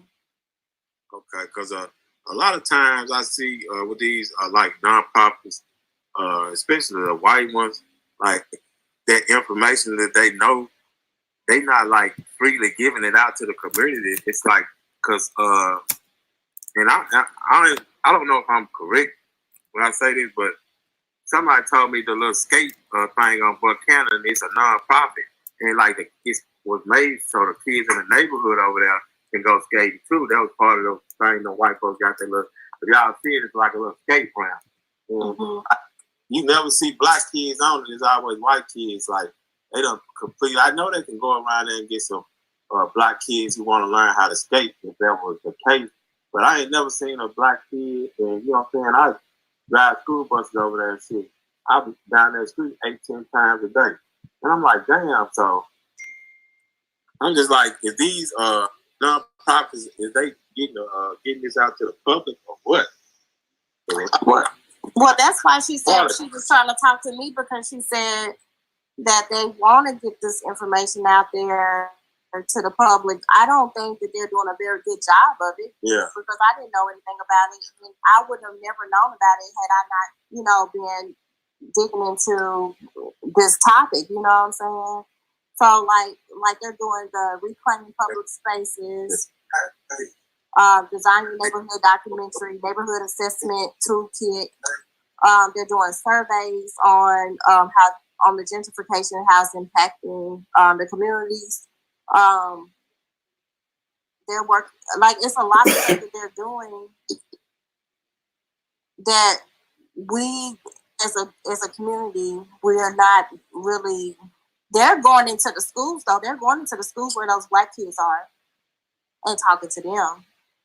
But I wonder if their parents even know. Yeah. It's And another thing, I think you asked about some of the impacts gentrification had on the youth. Was crime? Didn't you say something about that? Mike was saying that he was about to rob and kill somebody, so I thought maybe that had something to do with the displacement that was going through. This is why I noticed too, when it with gentrification, the kids don't have in the summertime there is no summer jobs. You know what I'm saying? Nothing to do. They done took away all the summer jobs in the city. It ain't like it. It ain't like it was. So man, the kids ain't got no money. The kids maybe, you know what I'm saying, regular kids, they end up playing video games, but these kids who ain't got, you know what I'm saying, the poor who ain't got no reason, they ain't even got no video game. They can't stay in the house. So they out there, you know what I'm saying, they be committing crime and shit or doing other shit because they ain't got no means to make money. They ain't got no summer job or no shit. You know how they get money? They family ain't got money. Ain't nobody around them got money. So well, let me say this. Let me say this to answer you on that. There is an abundance of jobs right now, and teenagers can get jobs. But what can happen is maybe you and maybe a couple other people can get together and start working, going and talking to these companies like McDonald's and all of them, and go ahead and create a list of places to go ahead and prepare a job readiness and work program for the kids this summer. You know what I'm saying? You can go ahead and already have the jobs lined up for them as soon as it's day one after they get after school is over. So I mean, you can organize right. Stuff for them. I don't even can see myself a program like that. I can see myself doing that because that's a big thing. Like I say, like the and then you have to get them there though. Yeah. You'll have to get them there. Yeah. Maybe y'all get a shuttle. Yeah.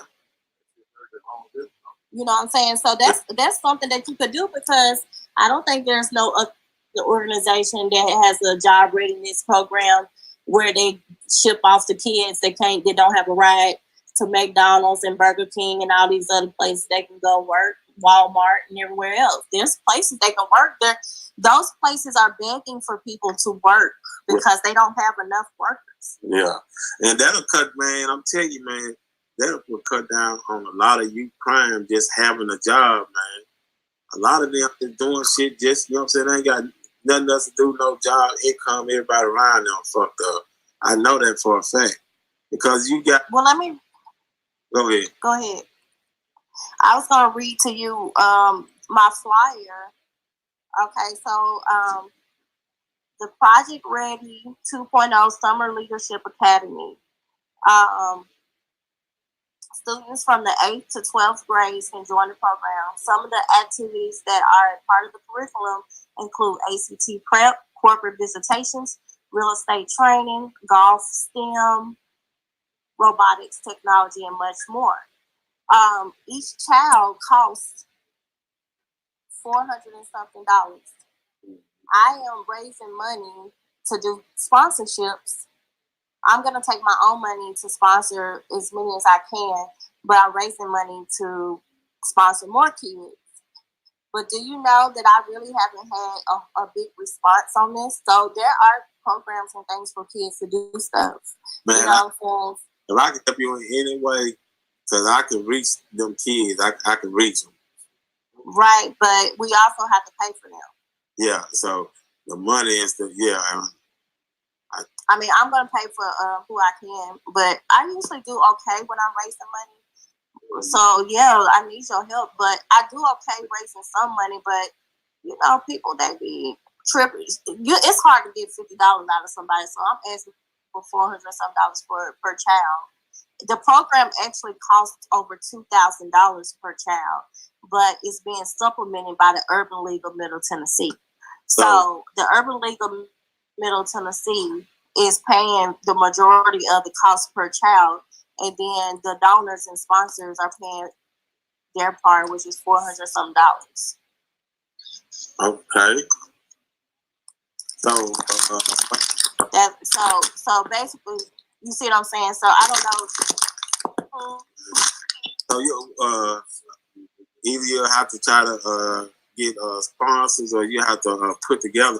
So that put together something like using the kids that, you know what I'm saying, you can handpick some kids as, you know what I'm saying. Right.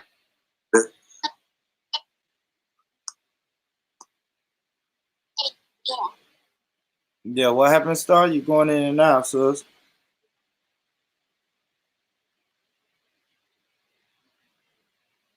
Hello. Yeah. I don't know. I think we lost Sister Star. I can't hear. But salute, man. Salute to everybody, man. Listen, man, on your way out, man. We about to wrap it up, man. Well, okay, so look. Go ahead. It's like with this particular program, it's being off. Can you hear me? Can you hear me? Yeah, I can. We lost for about 45 seconds, though, but you came back. Hello. You hear me? Okay. Yeah, so I'm just gonna say this one last thing and then I'm done. So with this type of program, it's offered by the Urban League of Middle Tennessee, and they're gonna have kids that are gonna sign up and be paid for everything, right? Yeah. But what happens is that like some of the kids, like what you're mentioning, they lose out on those type of opportunities because they don't have the money. But they're gonna be able to get kids in the program, but we want to be able to get kids that are disenfranchised too. They should be able to have those opportunities as well, which is why I had offered to sponsor as many as I can out of my own pocket. But shit, I can't pay no $400 some per child for a lot of kids. You feel what I'm saying? Yeah. So it's like there are opportunities out there, but like Jarvis, I think it was Jarvis that said that about the Civic Design Center. They may not be putting the information out there. That's just like a lot of people didn't even know about this program. That's because they may not be really necessarily offering this program to certain kids. You see what I'm saying? Yeah. And so I'm offering the program to those kids by trying to offer to pay for whoever I can. But I mean, like per child is $2,000 and some. The Urban League is paying majority of that price per child. And the rest of it is 400 and something. I got it in my email. Excuse me, it's like 420 something or something like that. It's in my email. But I mean that's a great program. But I do think, and maybe you and some other people on this panel could probably do that summer job readiness program. That's a great idea.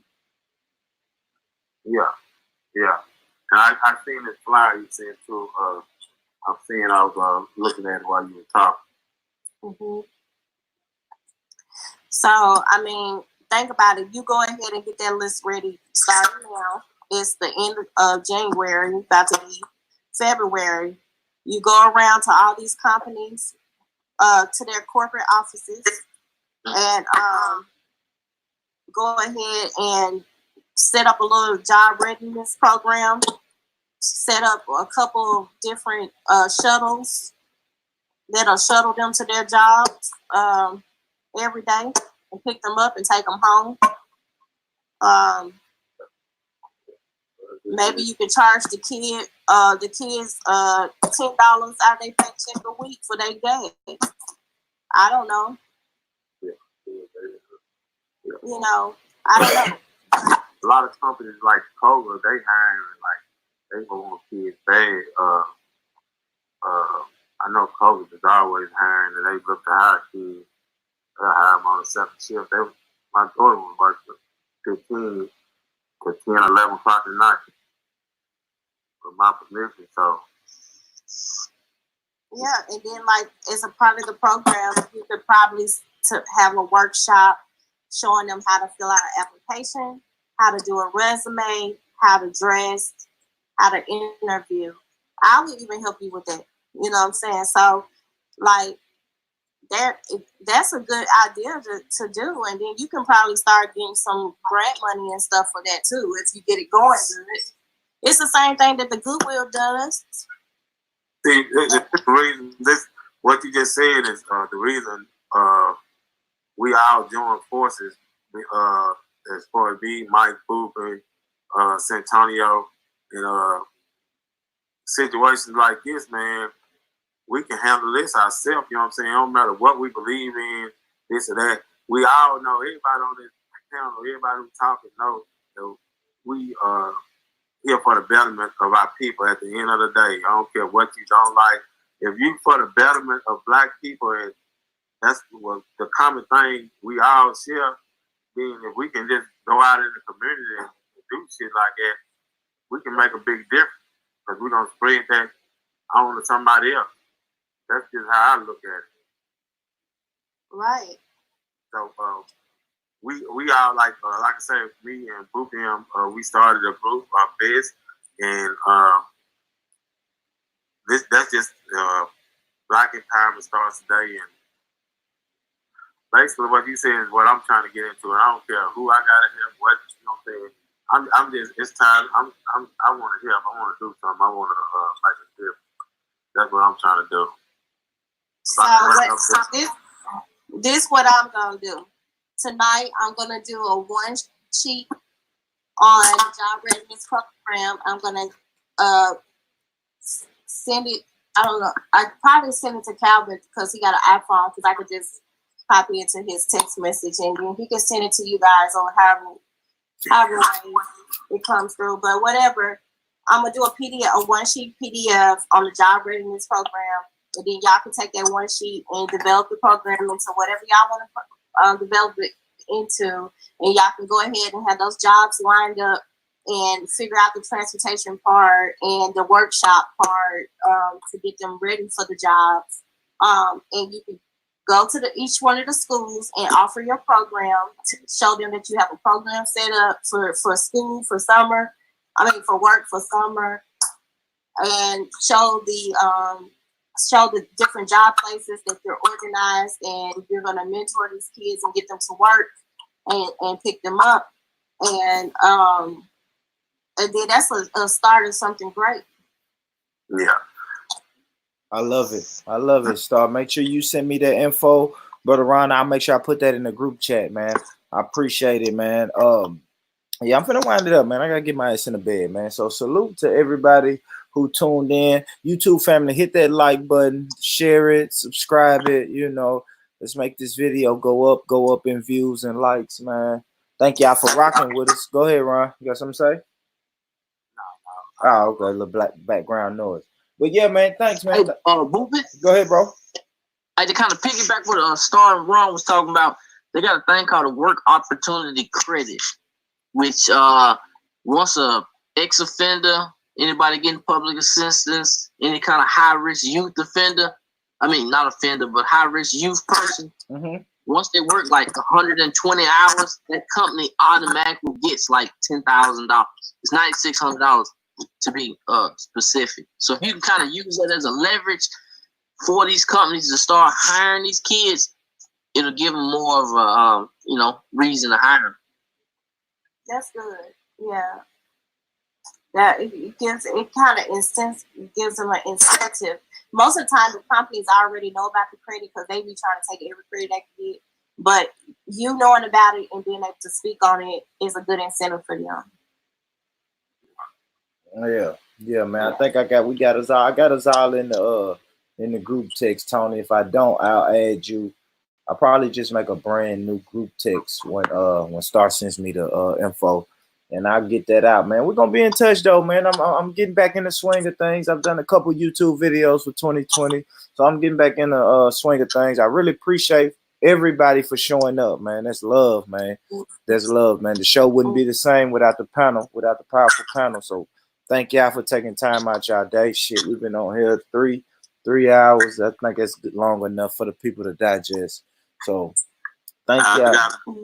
I got a short statement, real short. That's all. I'm gonna let everybody close out. So Ron, close out, man. Anything you want to promote, anything you want to say, and then we'll go to the next person, man. We'll close it down correctly. Go ahead, brother Ron. I just had a thought that popped in my head.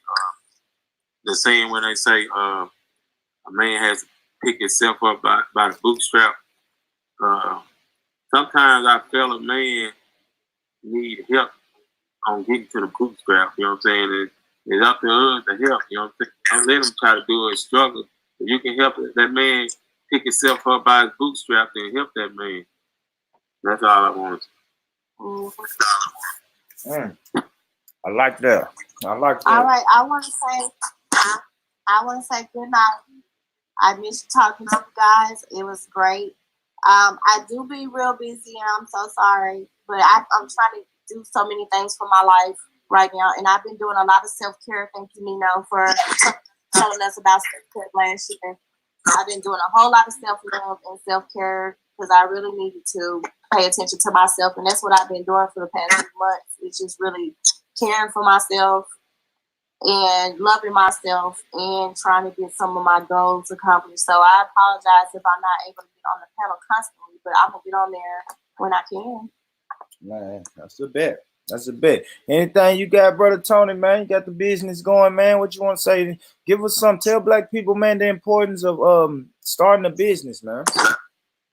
Entrepreneurship instills confidence. I like that, man. Salute to Tony, man. Tony's on Facebook. I know he's posting at least 10 times a day to start a business. And I respect that, man. It's if I'm honest, Tony, a lot of times I may not like it or may not share it, bro, but I see it and that sticks with me. That's something that comes down my timeline every day, and I'm like, that brother's not lying about starting a business. Hey, do you know how much $20 an hour is when you break it down? That's like 35 cents a minute. That's a nickel a second.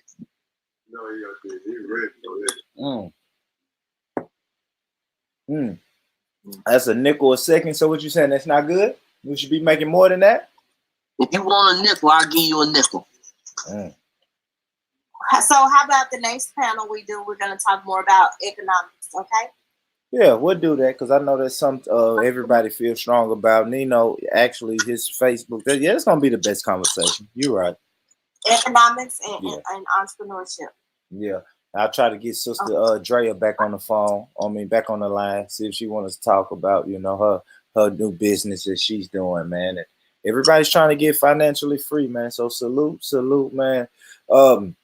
YouTube people, man, we gone. Showing some love. Salute to everybody that blessed the panel, man. Until next time, then we'll see y'all later, man. Peace. Peace, everybody. Peace. Good night.